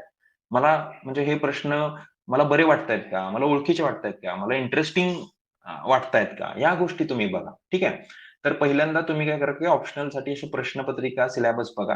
त्यानंतर ज्या लोकांचं मध्ये इतिहास, भूगोल, समाजशास्त्र, मानववंशशास्त्र म्हणजे अँथ्रोपॉलॉजी, पब्लिक ॲडमिनिस्ट्रेशन हे ज्यांचे विषय आहेत, त्यांच्या काही लोकांशी तुम्ही नक्की बोला किंवा काही लोकं YouTubeवरती सुद्धा याच्यावरती व्हिडिओ टाकतील, ते बघा. त्याच्यानंतर तुम्ही बघा, की तुम्हाला काय आवडते? नंबर 1. तुम्हाला काय अभ्यास करायला आवडेल? नंबर 2. कशामध्ये मार्क पडतायत यू-पी-एस-सीला? आणि नंबर 3 संदर्भ साहित्य. तुम्ही ज्या भाषेमध्ये करणार आहात, तुम्ही मराठीत करणार आहात, तर मराठीमध्ये संदर्भ साहित्य कोणत्या ऑप्शनल विषयाचं चांगल्या प्रकारे अवेलेबल आहे. या 3 गोष्टींचा विचार करा आणि पहिली गोष्ट करायची ती ऑप्शनल निवडायचा. मग ही गोष्ट करायला किती वेळ जाऊ शकतो? 15 दिवस जाऊ शकतात. म्हणजे 15 फुल दिवस म्हणत नाही, तुमचा अभ्यास करत रोज थोडं माहिती घेत एक 15 दिवसाच्या नंतर तुम्ही हे डिसिजन घेऊ शकता, की आपण ऑप्शनल कोणता घेणार आहे. हे का मी सांगतोय? कारण मी जसं मगाशी म्हटलं तसं 2023च्या पूर्व परीक्षा अगोदर आपला ऑप्शनल केला असला पाहिजे.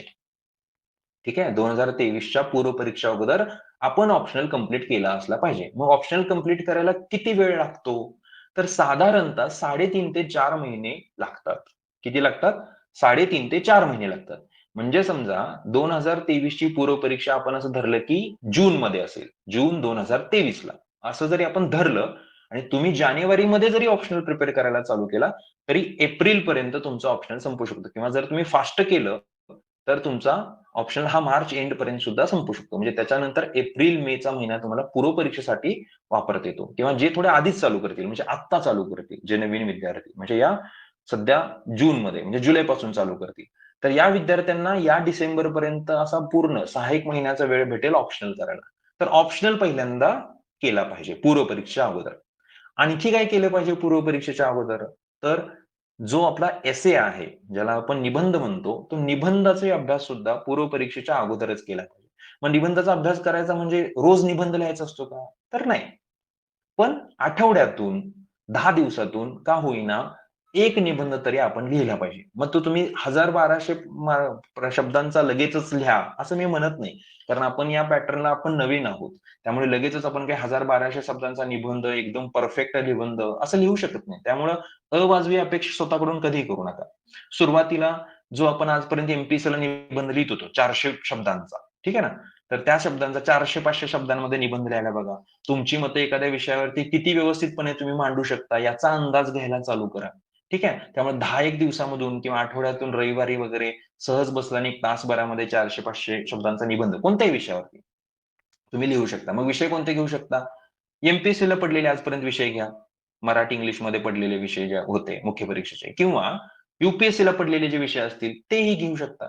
तर कोणतेही विषय, विषय कोणता घेता हा महत्त्वाचा विषय नाहीये. महत्त्वाचा विषय आहे की तुम्ही प्रॅक्टिस कशी करताय. तर निबंधाची प्रॅक्टिस सुद्धा तुम्ही आत्तापासूनच म्हणजे तुम्ही जेव्हा या नवीन पॅटर्नला शिफ्ट होताय, तेव्हापासूनच करायला पाहिजे. आणि ही निबंधाची प्रॅक्टिस करत असताना सुरुवातीला तुमचं जे काही नॉलेज आहे, त्याच नॉलेजवरून निबंध लिहायला चालू करा. म्हणजे खूप काही आधी वाचतो, अ, हे कोट्स गोळा करतो, त्या कविता गोळा करतो आणि मग निबंध लिहितो, असं करू नका. असं जर करायला लागला तर तुम्ही निबंध लिहिणारच नाही.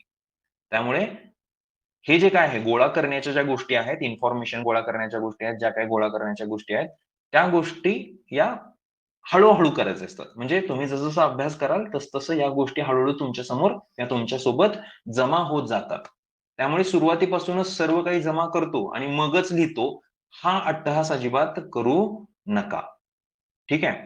तर सगळ्यात महत्त्वाचं काय, की पहिल्यांदा ऑप्शनल विषय निवडा आणि त्याच्यानुसार तयारी करा. दुसरा निबंध लिहिण्याला चालू करा. मग तो कमीत कमी किती शब्दात लिहिला तरी चालतंय. आणि त्याचबरोबर जो इथिक्सचा जो विषय आहे, तो सुद्धा आधीच चालू केला पाहिजे. मग आता इथिक्स विषयामध्ये काही खास अभ्यास करावा लागतो का? तर नाही. इथिक्स विषयामध्ये जस्ट तुम्ही बऱ्याचशा थोड्या बहुत संकल्पना आहेत, त्या जरी संकल्पना समजावून घेतल्या आणि त्याच्यावरती जरी तुम्ही रायटिंग करायला म्हणजे चालू केलं तुमच्या शब्दामध्ये, तुम्ही कसंही लिहा त्याला. ते केलं तरी सुद्धा ते काय होतं, इनफ होतं. ठीक आहे ना? आणि मग नंतर पूर्व परीक्षा झाल्यानंतर मग तुम्ही काही विषय जे काही इतर काही विषय उरले असतील त्यांचा अभ्यास करू शकता. हा थोडासा काठोकाठ होणारं स्ट्रॅटेजी आहे.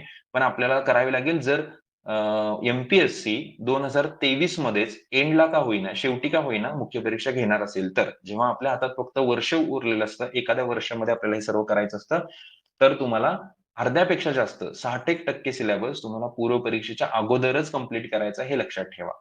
मग पूर्व परीक्षा कधीपासून करावी?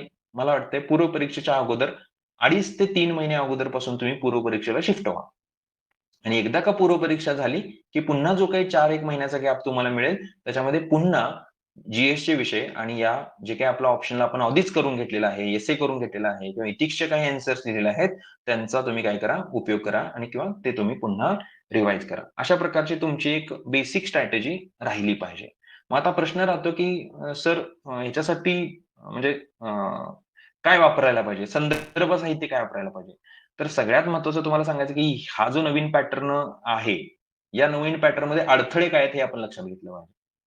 तर नवीन पॅटर्नमध्ये सर्वात पहिला अडथळा आहे, की अभ्यासासाठी वेळ किती भेटणार? आणि हे आपल्यालाही माहिती नाहीये.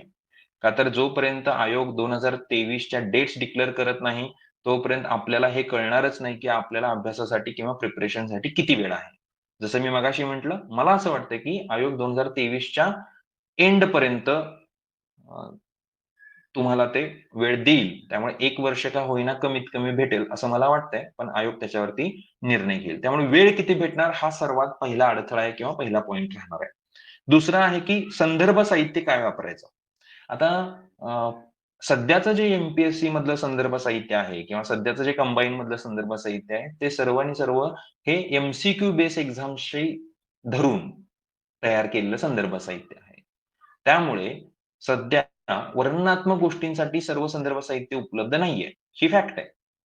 पण सध्याचं संदर्भ साहित्य किंवा मगाशी मी जसं म्हणलं, आत्तापर्यंत तुम्ही केलेला अभ्यास हे पूर्णपणे निरर्थक आहे किंवा हे पूर्णपणे काहीच उपयोगी पडणार आहे नाही, असं आहे का? नाही, असं अजिबात नाही. तर सध्या जे काही संदर्भ साहित्य आहे, मग ते देसले सरांचं इकॉनॉमिक्सचं पुस्तक असेल किंवा आपण सध्या लक्ष्मीकांतचं जे काही पॉलिटिचं पुस्तक वाचत असाल किंवा रंजन कोळंबे सरांचं तुम्ही पुस्तक वाचत असाल किंवा तुम्ही इतिहासासाठी जे काही पुस्तक वाचत असाल, तर हे सर्व संदर्भ साहित्य सुद्धा रिलेव्हंट आहे. हे संदर्भ साहित्य सुद्धा उपयोगी आहे. ठीक आहे. आणि जेव्हा केव्हा नवीन नवीन संदर्भ साहित्य येत राहील, तेव्हा गरजेनुसार आपण ते ॲड करत राहू. पण आत्ताचं संदर्भ साहित्य हे व्यर्थ आहे किंवा याचा काही उपयोग होणार नाही, असं म्हणणं अजिबात चुकीचं आहे. तर सध्या जे संदर्भ साहित्य आहे, ते संदर्भ साहित्य तुमचं तसंच राहू द्या. ठीक आहे. म्हणजे सध्या एम-पी-एस-सी आणि यू-पी-एस-सीमध्ये बराचसा कॉमन सिलेबस आहे. जसं मी मगाशी म्हटलं, इतिहास आहे, भूगोल आहे, पॉलिटी आहे. हा बराचसा सिलेबस कॉमन आहे. फक्त काय आपल्याला इथे एम-सी-क्यू सोडवायचे आणि तिकडे आपल्याला लिहायचं आहे. मग याच्यामध्ये फरक काय करावा लागतो? तर फरक असतो की थोडासा अप्रोचचा फरक करावा लागतो. म्हणजे काय? फॉर एक्झाम्पल तुम्ही फंडामेंटल राइट्स ठीक आहे. मूलभूत हक्क जेव्हा तयार करता राज्यघटनेमधले, त्यावेळेला एम-सी-क्यू प्रश्नांसाठी तुम्ही मूलभूत हक्कांची कलमं कोणती? ठीक आहे. कोणत्या मूलभूत हक्कांमध्ये काय-काय डेट्स दिलेल्या आहेत का? किंवा त्याच्यामध्ये काही महिन्यांची वगैरे अट आहे का? ठीक आहे ना. अशा प्रकारच्या गोष्टी तुम्ही काय करता, पाठ करता का त्याच्यावरती तुमचे जास्त लक्ष असतं. ज्यावेळेला तुम्ही वर्णनात्मक पेपरसाठी ह्या गोष्टी प्रिपेअर करत असता, तेव्हा तुमचा फोकस काय असतो, की जसं की आर्टिकल 14 आहे, तर आर्टिकल 14, आर्टिकल 19 आणि मग इतर जे काही मूलभूत हक्क आहे, यांच्यामध्ये काय फरक आहे? आर्टिकल 14 हे एखाद्या नागरिकाला नागरिक म्हणून जगण्यासाठी कितपत महत्त्वाचं आहे? अशा प्रकारच्या प्रश्नांसाठी तुमची मतं तयार करत असतात. त्यामुळे प्रिपरेशन करण्यामध्ये फरक आहे. मी म्हणेन संदर्भ साहित्य आहे हे तेवढंच महत्वाचं आहे. म्हणजे किंवा ते रिलेव्हंट आहे. फरक आहे तो म्हणजे तुम्ही त्याला त्या संदर्भ साहित्याला कसं वाचताय. म्हणजे सेम लक्ष्मीकांतचं बुक किंवा सेम देसले सरांचं बुक तुम्ही वर्णनात्मक पद्धतीने वाचलं पाहिजे.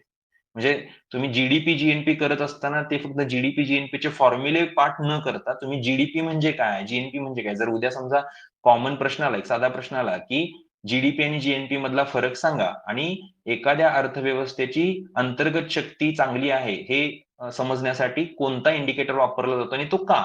असा जर प्रश्न आला, तर तो तुम्हाला लिहिता आला पाहिजे. म्हणजे तुम्हाला कन्सेप्ट माहीत पाहिजे. त्यामुळे इथून पुढे वाचत असताना तुम्ही कन्सेप्ट माहीत करून घेण्यावरती, गोष्टी समजावून घेण्यावरती लक्ष द्या. पुस्तकं तीच असू द्यात. जोपर्यंत आयोगाचा सिलेबस येत नाही आणि नवीन संदर्भ साहित्य, चांगली दर्जेदार संदर्भ साहित्य जोपर्यंत तयार होत नाही, तोपर्यंत पुस्तकं तीच असू द्या. जे 2023चा अटेम्प्ट देत आहेत, ती लोकं यू-पी-एस-सीची काही इंग्लिशमधली पुस्तकं वाचू शकतात, जर त्यांना इंग्लिश वाचण्यामध्ये काही प्रॉब्लेम नसेल तर. आता पहिला अडथळा होता वेळ, दुसरा अडथळा होता संदर्भ साहित्य. मी म्हटलं तसं आहे ते संदर्भ साहित्य ठेवा.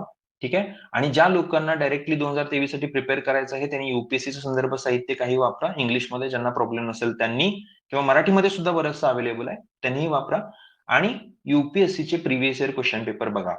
मग यू-पी-एस-सीचे क्वेशन पेपर म्हणजे कोणते? आत्ता जे आपण झालेले एक्झाम्स आहेत, मागच्या काही 4-5 वर्षामधल्या, त्यांच्या जीएस मध्ये कसे प्रश्न आले, इथिक्सला GS4 ला कसे प्रश्न आले, एसए मध्ये कोणते सब्जेक्ट पडले, ठीक आहे ना? किंवा तुम्ही जो काही वैकल्पिक विषय निवडाल, त्या वैकल्पिक विषयामध्ये मागे काही कसे प्रश्न पडतायत, किती खोलीपर्यंत प्रश्न पडतायत, किती प्रकारचे प्रश्न पडतायत, या सर्वांचा अभ्यास तुम्ही एमपीएससीला जसं करत होता एमपीएससीच्या याच्यासाठी, तसं तुम्ही युपीएससीचा प्रश्नांचा रेफरन्स वापरू शकता. एमपीएससी तसेच प्रश्न टाकेल असं मी म्हणत नाही, कदाचित काठिण्य पातळी सोपी पण असू शकते, पण तुम्हाला अंदाज येईल की आपल्याला नेमकं प्रिपेअर काय करायचं आहे. ठीक आहे, त्यामुळे युपीएससीच्या याचा तुम्ही काय करा, संदर्भ नक्की घ्या.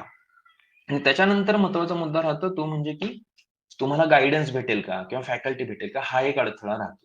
ज्यावेळेला असा बदल होतो त्यावेळेला सध्या जे काही फॅकल्टी वेगळ्या ठिकाणी तयार झालेली असते, ती सर्व एमसीक्यू बेस तयार झालेली असते.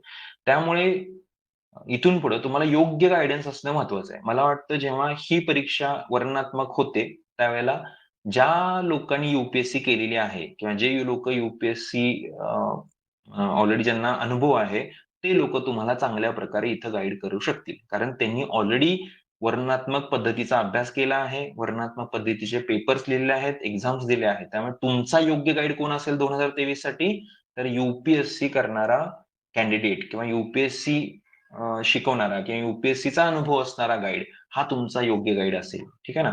तर ते खूप इम्पॉर्टंट आहे की गाईड कोण असावा. तर तो तुम्हाला ज्याला हे एक्झाम पॅटर्न माहित आहे, ज्याने ही एक्झाम पॅटर्न स्वतः अनुभवली आहे, तो विद्यार्थी असावा. ज्याने अनुभवलीच नाही तो विद्यार्थी किंवा तो शिक्षक असावा. ज्याने ही नवीन पॅटर्न अनुभवलाच नाही, तो गाईड कसं करू शकेल? कारण त्याला या नवीन पॅटर्नची रिक्वायरमेंट काय आहे, नेमके अडथळे काय येतात, हे त्याला माहीतच नसतं. त्यामुळे गाईड हे तुम्ही त्यानुसार निवडा. ठीक आहे. आता बऱ्याच मुलांचा आणखी एक प्रश्न राहतो की सर एमपीएससी असेल किंवा कंबाईन असेल, ही एकत्रित मग कशी करायची? तर फ्रँकली सांगायचं तर आता ज्या वेळेला वर्णनात्मक होतं एमपीएससी आणि कंबाईन आहे तशीच ऑब्जेक्टिव्ह राहते, एमसीक्यू बेस राहते, तर त्यावेळेला दोन्ही एक्झाम सोबत करणं हे थोडंसं अवघड जातं. कारण एमपीएससीची जी काही रिक्वायरमेंट असेल इथून पुढची 2023 आणि तिथून पुढची, ती युपीएससी सारखी असेल. म्हणजे तुम्हाला अनालिसिस करायचं आहे, कन्सेप्ट समजावून घ्यायचे आहेत. ठीक आहे ना? आणि थोड्या गरजेच्या ज्या काही फॅक्ट्स आहेत त्या सुद्धा तुम्हाला माहित पाहिजेत. पण तेच जर कंबाईनचं घेतलं, ज्याचं एमसीक्यू बेस्ड आहे, तर त्या ठिकाणी तुम्हाला कंबाईनमध्ये तुम्हाला फॅक्च्युअल गोष्टींवरती लक्ष द्यावं लागतं, हे तुम्हाला माहिती आहे. मग आता हे सोबत कशी करावी?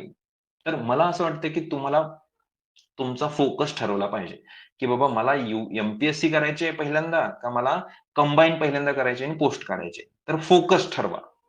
ठीक आहे. समजा तुम्हाला पहिल्यांदा पोस्ट पाहिजे, काहीतरी हातात घ्यायचं आहे, तर तुम्ही नक्कीच पहिल्यांदा कंबाईन वरती फोकस करा, कंबाईन मधनं पोस्ट काढा. तुम्हाला वाटतंय की नाही मला एमपीएससी मधनंच करायचं आहे, ठीक आहे, मला एमपीएससीच पहिल्यांदा करायचं आहे, तर मग तुम्ही एमपीएससीचा अभ्यास करा. म्हणजे दोन्ही गोष्टींवरती दोन्ही वेळेला पाय ठेवणं जास्त चांगलं राहणार नाही, कारण पॅटर्न चेंज झालाय. तेच जर आधीचा पॅटर्न असता, तर सेम गोष्टीमधून एमपीएससीच्या अभ्यासामधून कंबाईन होऊन जाते. पण सध्या जो पॅटर्न चेंज आहे त्यानुसार मी म्हणेल की पहिल्यांदा तुम्ही फोकस निवडा आणि मग एकानंतर एक करा. असं माझं सांगणं आहे. तुमच्या हातात काहीतरी लागेल. अदरवाईज एक ना धड भाराभर चिंध्या होतात. हेही नीट धड होत नाही, तेही होत नाही. तर असं न करता फोकस ठरवा आणि परीक्षा लवकर एका ठिकाणी पास करून तुम्ही घेऊ शकता. मग बऱ्याच ह्यांचा राहतो, की सर मग इथून पुढं भविष्यामध्ये भर कशावरती असावा? म्हणजे नेमकं काय करावं? तर पहिला भर असावा, जे लोकं वर्णनात्मककडे शिफ्ट होतायत.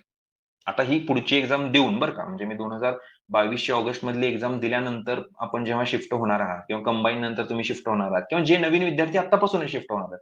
तर या सर्वांना मी एक सांगेन, पहिली गोष्ट तुम्ही तुमचा अप्रोचमध्ये थोडासा बदल करायला पाहिजे, की बाबा आपल्याला इथून पुढं प्रश्नांची उत्तरं लिहायची आहेत. म्हणजे किती लिहायचे असतात? तर समजा जीएसमध्ये 10 मार्कासाठी प्रश्न लिहायचे असतात. काही प्रश्न 15 मार्कासाठी असतात. तर मग जेव्हा तुम्ही 10 मार्क 15 मार्कासाठी उत्तरं लिहीत असता, तर तुम्हाला पाठपोट 1 पान किंवा पाठपोट 2 पाने किंवा 10 मार्कासाठी पाठपोटची 2 पाने आणि 15 मार्कासाठी पाठपोटची कमीत कमी 3 पाने तुम्ही लिहीत असता. मग एवढं लिहिण्यासाठी आपल्या डोक्यामध्ये तेवढं व्यवस्थित अंडरस्टँडिंग पाहिजे, तेवढ्या कन्सेप्ट पाहिजेत. तर हे तुम्ही आधीच लक्षात घेतलं पाहिजे. मग दुसरी गोष्ट राहते, की सर मग म्हणजे याचा अर्थ काय, की आपल्याला रायटिंग करायचं आहे. म्हणजे पहिली गोष्ट समजावून घेऊन अभ्यास करायचा आहे आणि दुसरी गोष्ट, की आपल्याला रायटिंग करायची म्हणजे लिहिण्याची प्रॅक्टिस करायची आहे. मी मगाशी ही निबंध लिहिण्याबद्दल सांगितलं, की निबंध लिहीत असताना तुम्ही पहिल्यांदा स्वतःकडून अवाजवी अपेक्षा करू नका, की मी लगेचच 1000-1200 शब्दाचा निबंध लिहिता आला पाहिजे, चांगलाच लिहिता आला पाहिजे आणि मग बऱ्याच वेळेला ते नाही झालं, की आपण स्वतःला कमी लेखायला लागतो. असं करू नका.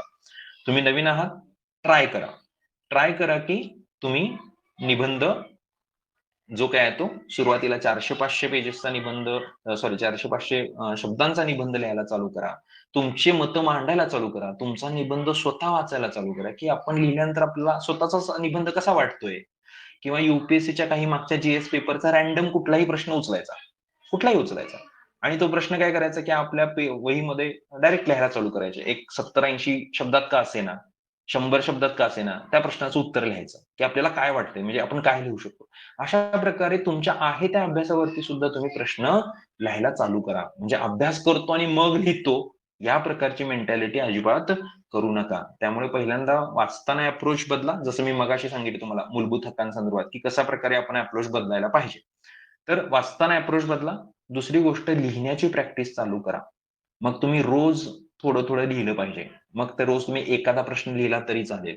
म्हणजे रोज तुम्ही एखाद्या पानावरती कोणत्याही एखाद्या प्रश्नावरती तुम्ही लिहिलं तरी चालेल. म्हणजे समजा एखादा प्रश्न आला, तुम्हाला उदाहरण देतो, की समजा की गांधीजींची असहकार चळवळ ही भारतीय जी काही स्वातंत्र्य चळवळ आहे त्याच्यामधला एक महत्त्वाचा टप्पा होता. या चळवळीमुळे बरेचसे भारतातले ग्रामीण भागातले नागरिक स्वातंत्र्य चळवळीमध्ये सहभागी झाले. याच्याबद्दल तुमचं मत काय आहे? आणि याच्याबद्दल तुम्ही पुष्टी करा. समजा अशा प्रकारचा प्रश्न आला. तर मग तुम्ही लिहायला पाहिजे, की बाबा असहकार चळवळ ही 1920 ला चालू झाली. असहकार चळवळ म्हणजे गांधीजींचं एक नवीन शस्त्र होतं ब्रिटिश शासनासंदर्भात लढण्याचं. असहकार चळवळ चालू होण्याची कारणे 1, 2, 3, 4. असहकार चळवळीमुळे ग्रामीण जनता, युवक, स्त्रिया किंवा शेतकरी हे कसे आत आले? तर त्याची काही उदाहरणं, असहकार चळवळीचे स्वातंत्र्य चळवळीवरती होणारे परिणाम, त्याचे अशा प्रकारे तुम्हाला जे काही आठवतंय, तुम्हाला हे सर्व माहिती आहे. मला तुम्हाला सांगण्याचा, उदाहरण देण्याचा उद्देश काय होता, की तुम्हाला हे सर्व माहिती आहे. फक्त काय, की त्या पद्धतीने लिहिण्याची प्रॅक्टिस करा. मग आता आज आपण असहकार चळवळीबद्दल असं काहीतरी लिहिलं, बाबा असा प्रश्न आला तर मी असं-असं लिहितो.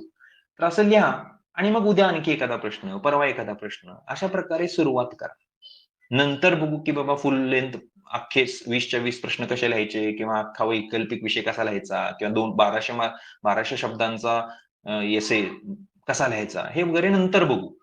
सध्या तुम्ही सुरुवात तरी करायला पाहिजे, असं मला वाटतंय. त्यामुळे पहिलं वाचण्यावरती फरक करायला पाहिजे आणि दुसरा काय, की रायटिंगची प्रॅक्टिस तुम्ही सुरुवातीलाच काय केलं पाहिजे, करायला पाहिजे. त्यासाठी रोज तुम्ही थोडं-थोडं का होईना, आणि मी मगाशी म्हटलं तसं आठवड्यातून किंवा 10 दिवसातून एकदा 400-500 शब्दांचा का असेना, जो आपण आत्ताही लिहितोय एम-पी-एससीसाठी, तसा निबंध तुम्ही लिहिला पाहिजे. बरं, आता सगळ्यात महत्त्वाची वाचणे, आणि वाचणं हे सर्वात सोपं आहे. लिहिणं हे त्याच्यापेक्षा अवघड आहे. आणि स्वतःची लिहिलेली गोष्ट, मग तुम्ही निबंध लिहिला असेल, तुम्ही एखादा प्रश्न लिहिला असेल, तर तो कोणाकडून तरी इव्हॅल्युएट करून घेणं खूप महत्त्वाचं असतं. त्यामुळे तुम्ही लिहिलेले जे काही प्रश्न असतील किंवा तुम्ही लिहिलेले जे काही निबंध असतील, ते कोणाकडून तरी इव्हॅल्युएट करून घेतले पाहिजेत. इव्हॅल्युएट म्हणजे चेक करून घेतले पाहिजेत. कारण तुम्ही जेवढ्या चांगल्या प्रकारे एखाद्याकडून त्याच्यावरती फीडबॅक घ्याल, की तो सांगेल तुम्हाला, की बाबा तुम्ही अशा प्रकारे लिहिताय, तर जरा असं बदल असायला पाहिजे. शब्दांचं लिमिट अजून वाढवा किंवा इथं ही फॅक्ट टाका. असं याचं स्ट्रक्चर असायला पाहिजे. तर फीडबॅक घेणं खूप इम्पोर्टंट आहे. ठीक आहे. मग फीडबॅक हा सुरुवातीपासूनच कोण देईल का तुम्हाला? तर कदाचित लगेच तसा फीडबॅक देणारा कोण भेटणार नाही. तर मी म्हणतो, की तुम्ही सर्वजण मिळून प्रिपेअर करताना, तर काय करायचं? आपण लिहायचं, आपल्या मित्राला दाखवायचं आणि मित्राचं आपण चेक करायचं. ठीक आहे. तर अशा प्रकारे गोष्टी तुम्ही करा आणि लिहायला चालू करा. दुसरी गोष्ट, आता मग त्याच्यामध्ये आणखी लोकांना प्रश्न पडतो, की निबंध सर नेमका लिहावा कसा? एखादा प्रश्न नेमका लिहावा कसा? त्याची मांडणी कशी असावी? माझं म्हणणं ते आहे, की आत्ता त्या गोष्टीबद्दल जास्त वरी करू नका. आत्ता ट्राय करा, की सिलेबसनुसार गोष्टी वाचून घेणं, कन्सेप्ट समजावून घेणं आणि आपल्याला जेवढं जमतंय त्या पद्धतीने लिहिणं. पॉइंट राहतो, की म्हणजे सिलेबसनुसार सॉरी, जे काय आहे म्हणजे मांडणी एक्झॅक्टली कशी करावी ते हळू आपण समजावून घेत राहू किंवा ते हळू आपल्याला कळत जाते. ठीक आहे. त्यानंतर न्यूजपेपर रीडिंग केलं पाहिजे. कारण एम-पी-एस-सीमध्ये जेव्हा वर्णनात्मक होतो, तेव्हा जी-एस 1, 2 आणि 3 राज्यसेवेचे जे होतील 23 मध्ये, त्याच्यामध्ये तुम्हाला जे काही प्रश्न विचारले जातील, त्याच्यामध्ये न्यूजपेपर रीडिंग इम्पोर्टंट आहे. कारण करंट रिलेटेड प्रश्न विचारले जातात. त्यामुळे लोकसत्ता असेल मराठीतून किंवा इंग्लिशमधून इंडियन एक्सप्रेसचं रोज थोडं का होईना रीडिंग, जे काही पर्टिक्युलरली आपण ज्याला संपादकीय म्हणतो, एडिटोरियल, त्याचं तुम्ही वाचन काय केलं पाहिजे? केलं पाहिजे. ठीक आहे. त्यानंतर आणखी एक विचारला जातो प्रश्न, की सध्याची परीक्षा सर अवघड झाली आहे का? आता हा जो प्रश्न आहे, मी असं म्हणेल की परीक्षेचा पॅटर्न चेंज झाला आहे. ठीक आहे. पण अवघड झाली आहे का? तर मी म्हणेल की अवघड म्हणण्यापेक्षा पॅटर्न बदललाय असं म्हणणं जास्त चांगलं राहील.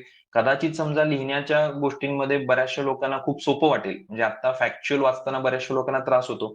कदाचित लिहिण्यामध्ये बऱ्याचशा लोकांना ते आणखी सोपं जाईल. त्यामुळं अवघड झाली आहे का, सोपी झाली आहे का, हे व्यक्तिसापेक्ष प्रश्न आहे, असं मला वाटतंय. ठीक आहे. त्याच्यानंतरचा आणखी एक प्रश्न एकाने विचारला तो म्हणजे की "सर कंबाईनचा सिलेबस चेंज होईल का?" तर मला मला तर वाटत नाही की सध्या इमिडिएटली असं काही कंबाईनचा सिलेबस वगैरे चेंज होईल असं नाही वाटत. कंबाईनचा सिलेबस आहे तोच राहील. ठीक आहे.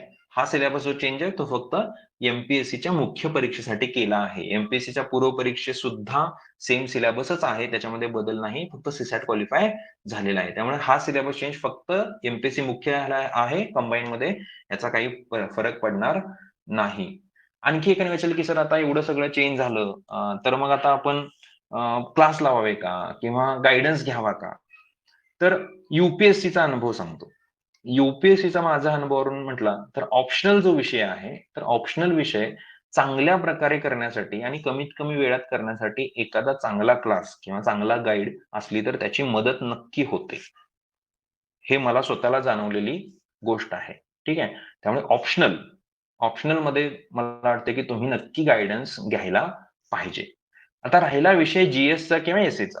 तर जी-एस आणि एस-एसाठी क्लास लावायची गरजच आहे, असं मला वाटत नाही. पण जी-एस आणि एस-एसाठी मी जसं मगाशी म्हटलं, तसं तुम्ही लिहिलेल्या गोष्टी कुणाकडून तरी चेक करून घेतल्या पाहिजेत. मग याच्यासाठी मी सजेस्ट करेन, की जी-एस आणि एस-एसाठी तुम्ही टेस्ट सीरीज लावू शकता. ज्याच्यामध्ये तुम्ही लिहाल आणि पुढची व्यक्ती किंवा पुढचं जे काही एक्सपर्ट जे कोण पॅनल मेंबर असतील, ते तुमच्या गोष्टी चेक करेल आणि तुम्हाला योग्य फीडबॅक देईल. ज्याच्या अनुषंगाने तुम्हाला तुमच्या लिहिण्याच्या पद्धतीमध्ये, मांडणीच्या पद्धतीमध्ये बदल करता येईल. त्यामुळे क्लास हा ऑप्शनलसाठी नक्की आपण विचार करू शकतो आणि जी-एस आणि एस-ए आपण सेल्फ स्टडीवरती करू शकतो. पण तुमचे प्रश्न, तुम्ही लिहिलेलं लिखाण कोणीतरी चेक करत असलं पाहिजे. तुम्हाला फीडबॅक देत असलं पाहिजे. हे खूप इम्पोर्टंट आहे. आता नंतर बऱ्याच जणांचा मुद्दा राहतो, की सर मग आता हे होईल का? म्हणजे आता सर आम्ही 2022 ची जी एक्झाम आहे 21 ऑगस्टची, ती आम्ही ऑब्जेक्टिव्ह देणार आहे आणि मग 2023 ची एक्झाम आम्हाला वर्णनात्मक द्यायची आहे. मग हा जो आपल्याला इथून तिकडे बदल करायचा आहे किंवा आपल्याला जे काही ट्रान्झिशन करायचं आहे, तर ते जमेल का? ते करता येईल का? तर हे बघा, मला सांगायचं की हे ट्रान्झिशन तुम्हाला एकट्याला करायचंय का? तर नाही. हे सर्वांना करायचंय. म्हणजे जी व्यक्ती आजपर्यंत एम-पी-एस-सी करत होती, एम-पी-एस-सीला जवळपास 2.5 लाखाच्या वरती लोकं फॉर्म भरतात एम-पी-एस-सी पूर्व परीक्षेला किंवा इव्हन जे कंबाईन करणारे लोक आहेत, ज्यांना एम-पी-एस-सी करायचे, या सर्वांना हा बदल घडवायचा आहे. त्यामुळे हे बदल करणारे किंवा हे जे काही नवीन बर्डन घेणारे, हे आपण एकटे नाही आहोत, ही गोष्ट आपण लक्षात घेतली पाहिजे. त्यामुळे बदल होईल का? तर आपण ठरवलं तर तो नक्की करू शकतो. भले त्याच्यासाठी वेळ किती असेल, काय असेल हे आपल्याला कळेल. पण मला म्हणायचंय की आता सर्वजण एका पातळीवरती आलेले आहेत. म्हणजे नवीन विद्यार्थी तिथंच आलेला आहे आणि जुना विद्यार्थी सुद्धा तिथंच आलेला आहे. जुन्या विद्यार्थ्याला कुठे एडव्हांटेज आहे? त्यानं आजपर्यंत जे काही वाचलेलं आहे, त्याच्या ज्या फॅक्ट्स आहेत, त्याच्या ज्या काही आजपर्यंत संकल्पना बऱ्याचशा गोष्टींच्या ऑलरेडी क्लिअर झालेल्या असतात. इतक्या बऱ्याच वेळेला लक्ष्मीकांत किंवा इकॉनॉमिक्स असेल किंवा हिस्ट्री, जिओग्राफी वाचून झालेलं असतं. बऱ्याचशा गोष्टी माहीत असतात, तर त्याला त्या गोष्टीचं थोडंसं एडव्हांटेज असू शकतं. पण वर्णनात्मक गोष्ट असल्यामुळे आता सर्वांनाच प्रत्येक गोष्ट नवीन पद्धतीनं करावी लागणार आहे. त्यामुळे मी असं म्हणेल, की हे एक प्रकारचं लेव्हल प्लेइंग फील्ड तयार झालेलं आहे, की एकाच पातळीवरती आता सर्व आलेले आहेत आणि इथून आता सर्वांना करायचं आहे. मग इथून जो चांगल्या प्रकारे करतो, राहिलेल्या वेळेमध्ये त्याला सक्सेस भेटणार आहे. त्यामुळे माझ्याकडून होईल का? किंवा माझ्याकडून होणार नाही, अशा प्रकारचे प्रश्न आणू नका. मला करायचं आहे, ही गोष्ट लक्षात घ्या. तुम्ही जेव्हा असा ॲटिट्यूड आणाल ना, की नाही मला करायचं आहे आणि मी करणार आहे. मग होतं. मग प्लॅन होतो, वेळ पुरतो, सर्व वाचून होतं, सर्व काही होतं. पण काय पाहिजे? स्वतःचा तेवढा मोठा निर्धार पाहिजे. बाकीचे करू शकतात, तर तुम्हीही करू शकता. त्यामुळे आपण करू शकतो ही गोष्ट लक्षात ठेवा. बरं आणखी एक की घरी राहून अभ्यास करू का? तर अ, पुण्यातच यायला पाहिजे किंवा दिल्लीतच जायला पाहिजे असं मी म्हणत नाही. असं अजिबात मी म्हणत नाही. पण मी तुम्हाला हे नक्की सांगेन, की घरी राहून अभ्यास कम्फर्टमध्ये करू नका. म्हणजे फॉर एक्झाम्पल तुम्ही घरी राहताय, मग तुमचा अभ्यास तुमच्या स्पीडनं चाललाय, हे चुकतंय. त्याचा तुम्हाला फटका बसेल. तुम्ही कुठेही घरी राहा, तुम्ही तालुक्याच्या प्लेसला राहा, जिल्ह्याला राहा, पुण्यात या किंवा दिल्लीला जा. पॉइंट आहे, की दिवसाचा गरजेचा अभ्यास तुमचा झाला पाहिजे. आणि तो होतोय का नाही होतोय याचं व्यवस्थित नोंद करा, की खरोखरच आपला अभ्यास होतोय का? त्यामुळे घरी राहून अभ्यास होऊ शकतो का? होऊ शकतो. शकतो. आता ही शक्यता तुम्ही किती चांगल्या प्रकारे करू शकता हे तुमच्यावरती आहे. पण मी सजेस्ट करेन, की तुम्ही कॉम्पिटिटिव्ह एन्व्हायर्नमेंटमध्ये राहिलं पाहिजे. मग तुम्ही जिल्ह्याच्या ठिकाणी राहा, कुठेही राहा. तुम्ही ज्या लायब्ररीमध्ये जाता तिथली मुलं अभ्यास करत असली पाहिजेत. तेवढ्याच चांगल्या पद्धतीनं तयारी करत असली पाहिजेत. कारण एन्व्हायर्नमेंटचा कळत-नकळत आपल्यावरती परिणाम होतो. आपण त्यानुसार चालत राहतो. त्यामुळे मला असं वाटतं, की त्याचा तुम्ही काय केलं पाहिजे उपयोग केला पाहिजे. त्यामुळे जे पुण्यात राहू शकतात, त्यांनी पुण्यात राहावा. जे पुण्यात राहणं ज्यांना शक्य नाही आर्थिक गोष्टींमुळं, त्यांना काही अडचण नाही. त्यांनीही घाबरून जाऊ नका, की आपण पुण्यात नाही राहत. तुम्ही घरी राहा किंवा तुम्ही तुमच्या तालुक्याच्या ठिकाणी राहा, पण अभ्यास करा. रोजचा प्लॅन बनवा. ठीक आहे ना? तर अभ्यास करा. हे खूप इम्पोर्टंट आहे. तर घरी राहून सुद्धा अभ्यास होऊ शकतो आणि आजकाल जे ऑनलाईन एज्युकेशन झालेलं आहे, तर बऱ्याचशा ठिकाणची तुम्हाला हेल्प असेल, मोबाईल आहे, बऱ्याचशा लोकांशी बोलणं असेल, तुम्ही ह्या माध्यमातून करू शकता. त्या माध्यमातून तुम्हाला काही फिजिकली किंवा प्रेझेंट कुठेतरी एका ठिकाणी उपस्थित असायलाच पाहिजे, अशी गोष्ट आता राहिली नाही. आता बघा ना, याच माध्यमातून Telegramच्या माध्यमातून तुम्ही महाराष्ट्रात वेगळ्या ठिकाणी आणि मी तुमच्याशी बोलते. तर हे एवढं सुंदर माध्यम आहे. त्यामुळे मला वाटतं, की तुम्ही कुठेही राहिला या महाराष्ट्राच्या कानाकोपऱ्यामध्ये, तुमची इच्छा असेल तर तुम्ही नक्की अभ्यास काय करू शकता? करू शकता. ठीक आहे. त्यानंतर आणखी एक प्रश्न असतो, की तो म्हणजे, की मला एक विचारलं, की तुम्ही कोणत्या अ, अ, लँग्वेजमधनं सर एक्झाम दिली होती यू-पी-एस-सी देताना? तर मी यू-पी-एस-सी इंग्लिश लँग्वेजमधनं चूज केली होती. कारण माझं स्वतःचं मराठी रायटिंग जे आहे, ते स्पीड व्यवस्थित नाहीये किंवा माझं तेवढं स्पीड येत नाहीये. त्यामुळे मी इंग्लिश चूज केलं होतं आणि इंग्लिशमध्ये मी कम्फर्टेबल होतो. म्हणजे मला त्याचा काही इश्यू नव्हता. त्यामुळे मी मगाशी म्हटलं, की तुम्ही मराठी चूज करा किंवा इंग्लिश चूज करा. पॉइंट काय आहे, की तुम्ही कम्फर्टेबल पाहिजे. बाकीचे काय करतात त्याच्यापेक्षा आपण किती कम्फर्टेबल आहे, हे खूप इम्पोर्टंट असतं. त्यामुळे ती गोष्ट तुम्ही काय केली पाहिजे, लक्षात घेतली पाहिजे. ठीक आहे. तर आता हा जो काही ओव्हरऑल पॅटर्न आपण डिस्कस केला, तर या पॅटर्न बद्दलचं जे काही एम-पी-एस-सीचं जे काही डिटेलिंग असेल, की बाबा एक्झॅक्टली सिलेबस काय असेल आणि भविष्यात येणाऱ्या काळामध्ये एम-पी-एस-सी डेट सुद्धा टाकेल, की बाबा केव्हा परीक्षा होतील. त्यानुसार आपल्याला वेळ आणि नक्की सिलेबस काय आहे आणि त्याचं नक्की डिमांड काय आहे, याच्याबद्दल आपल्याला त्या गोष्टी कळतीलच. पण मी पुन्हा एकदा एक गोष्ट रिपीट करतो. जे लोक जुने आहेत, जुने म्हणजे ज्यांनी ऑलरेडी एम-पी-एस-सी प्रिपेअर केलेली आहे आणि जे हे 21 ऑगस्टची परीक्षा देणार आहेत किंवा येणारी कंबाईन परीक्षा देणार आहेत, त्या लोकांनी तुमचा आहे तोच अभ्यास चालू ठेवा. तुम्ही येणाऱ्या परीक्षेवरती फोकस करा. जे लोकं कंबाईन देत आहेत, फक्त कंबाईन देत आहेत, त्या विद्यार्थ्यांना मी सांगेन, की कंबाईनचा सिलेबस बदलत नाहीये. तुम्ही कंबाईनवरती फोकस करा. तुमच्या समोर जी काही मुख्य परीक्षा असेल, तुमच्या येणाऱ्या ऑक्टोबरमधली जी पूर्व परीक्षा असेल, त्याच्यावरती फोकस करा आणि लवकरात लवकर पोस्ट काढून घ्या. कारण कंबाईनचं कॉम्पिटिशन वाढू शकतं. जे नवीन विद्यार्थी आहेत, त्यांना मी सांगेन, की जे फॉर एक्झाम्पल की ही परीक्षा देत नाहीत. त्यांची परीक्षा 2023 चीच आहे डायरेक्टली. तर त्या विद्यार्थ्यांना सांगेन, की मगाशी मी सांगितल्याप्रमाणे तुम्ही आता एम-पी-एस-सीचं ठीक आहे नोटिफिकेशन येण्याची वाट बघा. पण तुम्ही आता हळू-हळू का होईना त्या दृष्टीनं प्रिपेअर करायला चालू करा.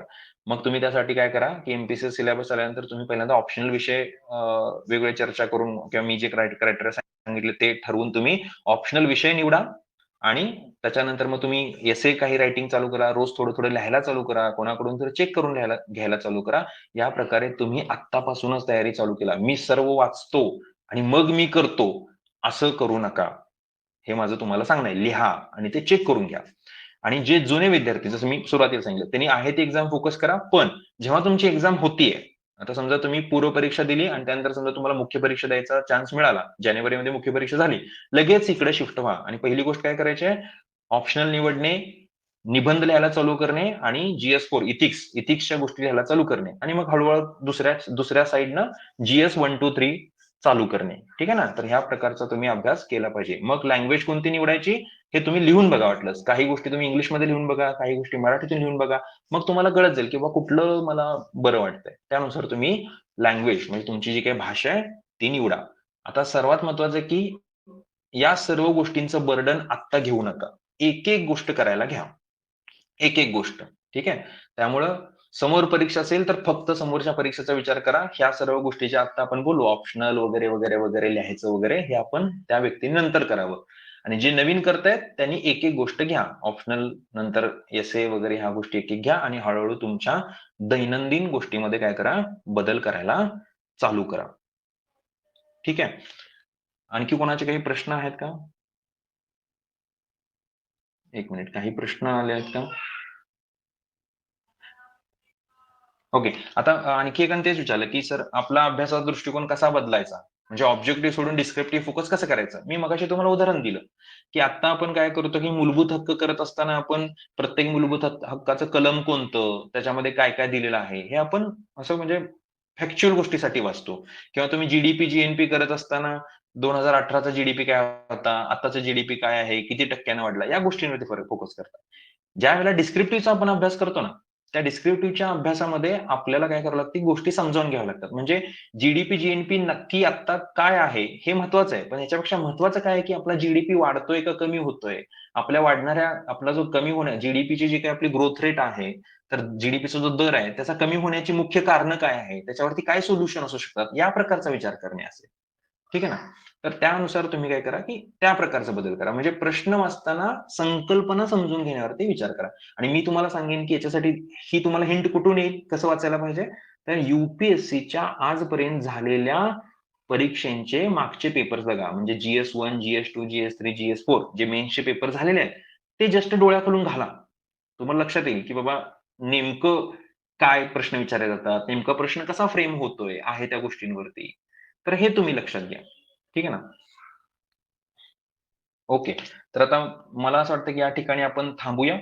तुमचे इथून पुढं आणखी काही समजा गोष्ट असेल, एखादी काही मला वाटलं, की काही गोष्टींवरती तुमच्याशी बोलायला पाहिजे, त्यावेळेला मी तुमच्याशी पुन्हा Telegram चॅनलमधून या कनेक्ट राहीन. पण हे जे काही आजचं आपलं लेक्चर झालं किंवा जे काही आपला संवाद झाला, हे एंड करत असताना मला तुम्हाला सांगायचं आहे, की ज्यावेळेला बदल होतो किंवा आपण ह्याला ट्रान्झिशन म्हणू. तर हे ट्रान्झिशन 2 प्रकारे घेता येऊ शकतं. एक तरी याची भीती किंवा याच्याबद्दल नैराश्य होऊ शकतं किंवा अरे हे बदल होतोय आणि मला जमेल का नाही? आणि दुसरं, की अरे हे जे ट्रान्झिशन होतंय किंवा हा जो बदल होतोय, ही एक प्रकारची संधी आहे किंवा कारण या ट्रान्झिशनला प्रत्येक जण एक प्रकारे अनस्टेबल झालेला असतो. आणि ज्यावेळेला कुणालाच कळत नसते, की आपण काय करायला पाहिजे? यावेळेला जो शांत राहतो, जो चांगल्या प्रकारे, योग्य प्रकारे दिशाधरून अभ्यास करतो, त्याला सक्सेस मिळतं. त्यामुळे होणाऱ्या बदलांना चांगल्या प्रकारे घ्या किंवा होणाऱ्या बदलांना एक्सेप्ट करा आणि होणाऱ्या बदलांनुसार बदला आणि त्यानुसार अभ्यासाला लागा. तुम्हाला यश मिळेल. जर तुम्ही होणाऱ्या बदलांवरती भीती व्यक्त करायला लागला किंवा त्याच्याबद्दल तुम्हाला कॉन्फिडन्स कमी करून घ्यायला लागला, तर त्याचा तुम्हाला फायदा होणार नाही. त्यामुळे बदल तुम्ही कशाप्रकारे स्वीकारताय, हे खूप महत्वाचं आहे, बदल काय झाला ह्याच्यापेक्षा. त्यामुळे बदल काय झाला हे महत्वाचं आहे. पण तो होणारा बदल सर्वांना स्वीकारायचा आहे, तसाच तुम्हालाही स्वीकारायचा आहे. त्यामुळे आपलं स्वीकारणं कशा प्रकारचं आहे, हे खूप इम्पोर्टंट आहे. त्यामुळे तुम्हा सर्व विद्यार्थ्यांना माझ्याकडून येणाऱ्या परीक्षांसाठी आणि येणाऱ्या नवीन एम-पी-एस-सीच्या पॅटर्नसाठी खूप खूप शुभेच्छा. खूप चांगला अभ्यास करा आणि तुमचे जे काही प्रश्न असतील, ज्या काही गोष्टी असतील, याच्यावरती मी माझ्यातर्फे, माझ्या अनुभवामधून अ, उत्तरं देण्याचा नक्की प्रयत्न करेन आणि तुमचे डाउट्स किंवा तुमच्या शंका सोडवण्याचा मी प्रयत्न करेन आणि आपण काय करूया, इथं थांबूया. याचं रेकॉर्डिंग मी चॅनलवरती टाकेन. तुम्ही तुमच्या मित्रांना किंवा तुमच्या आणि कोणाला तुम्ही ते नक्की फॉरवर्ड करू शकता. ओके? थांबूया मग. Thank you. Thank you very much.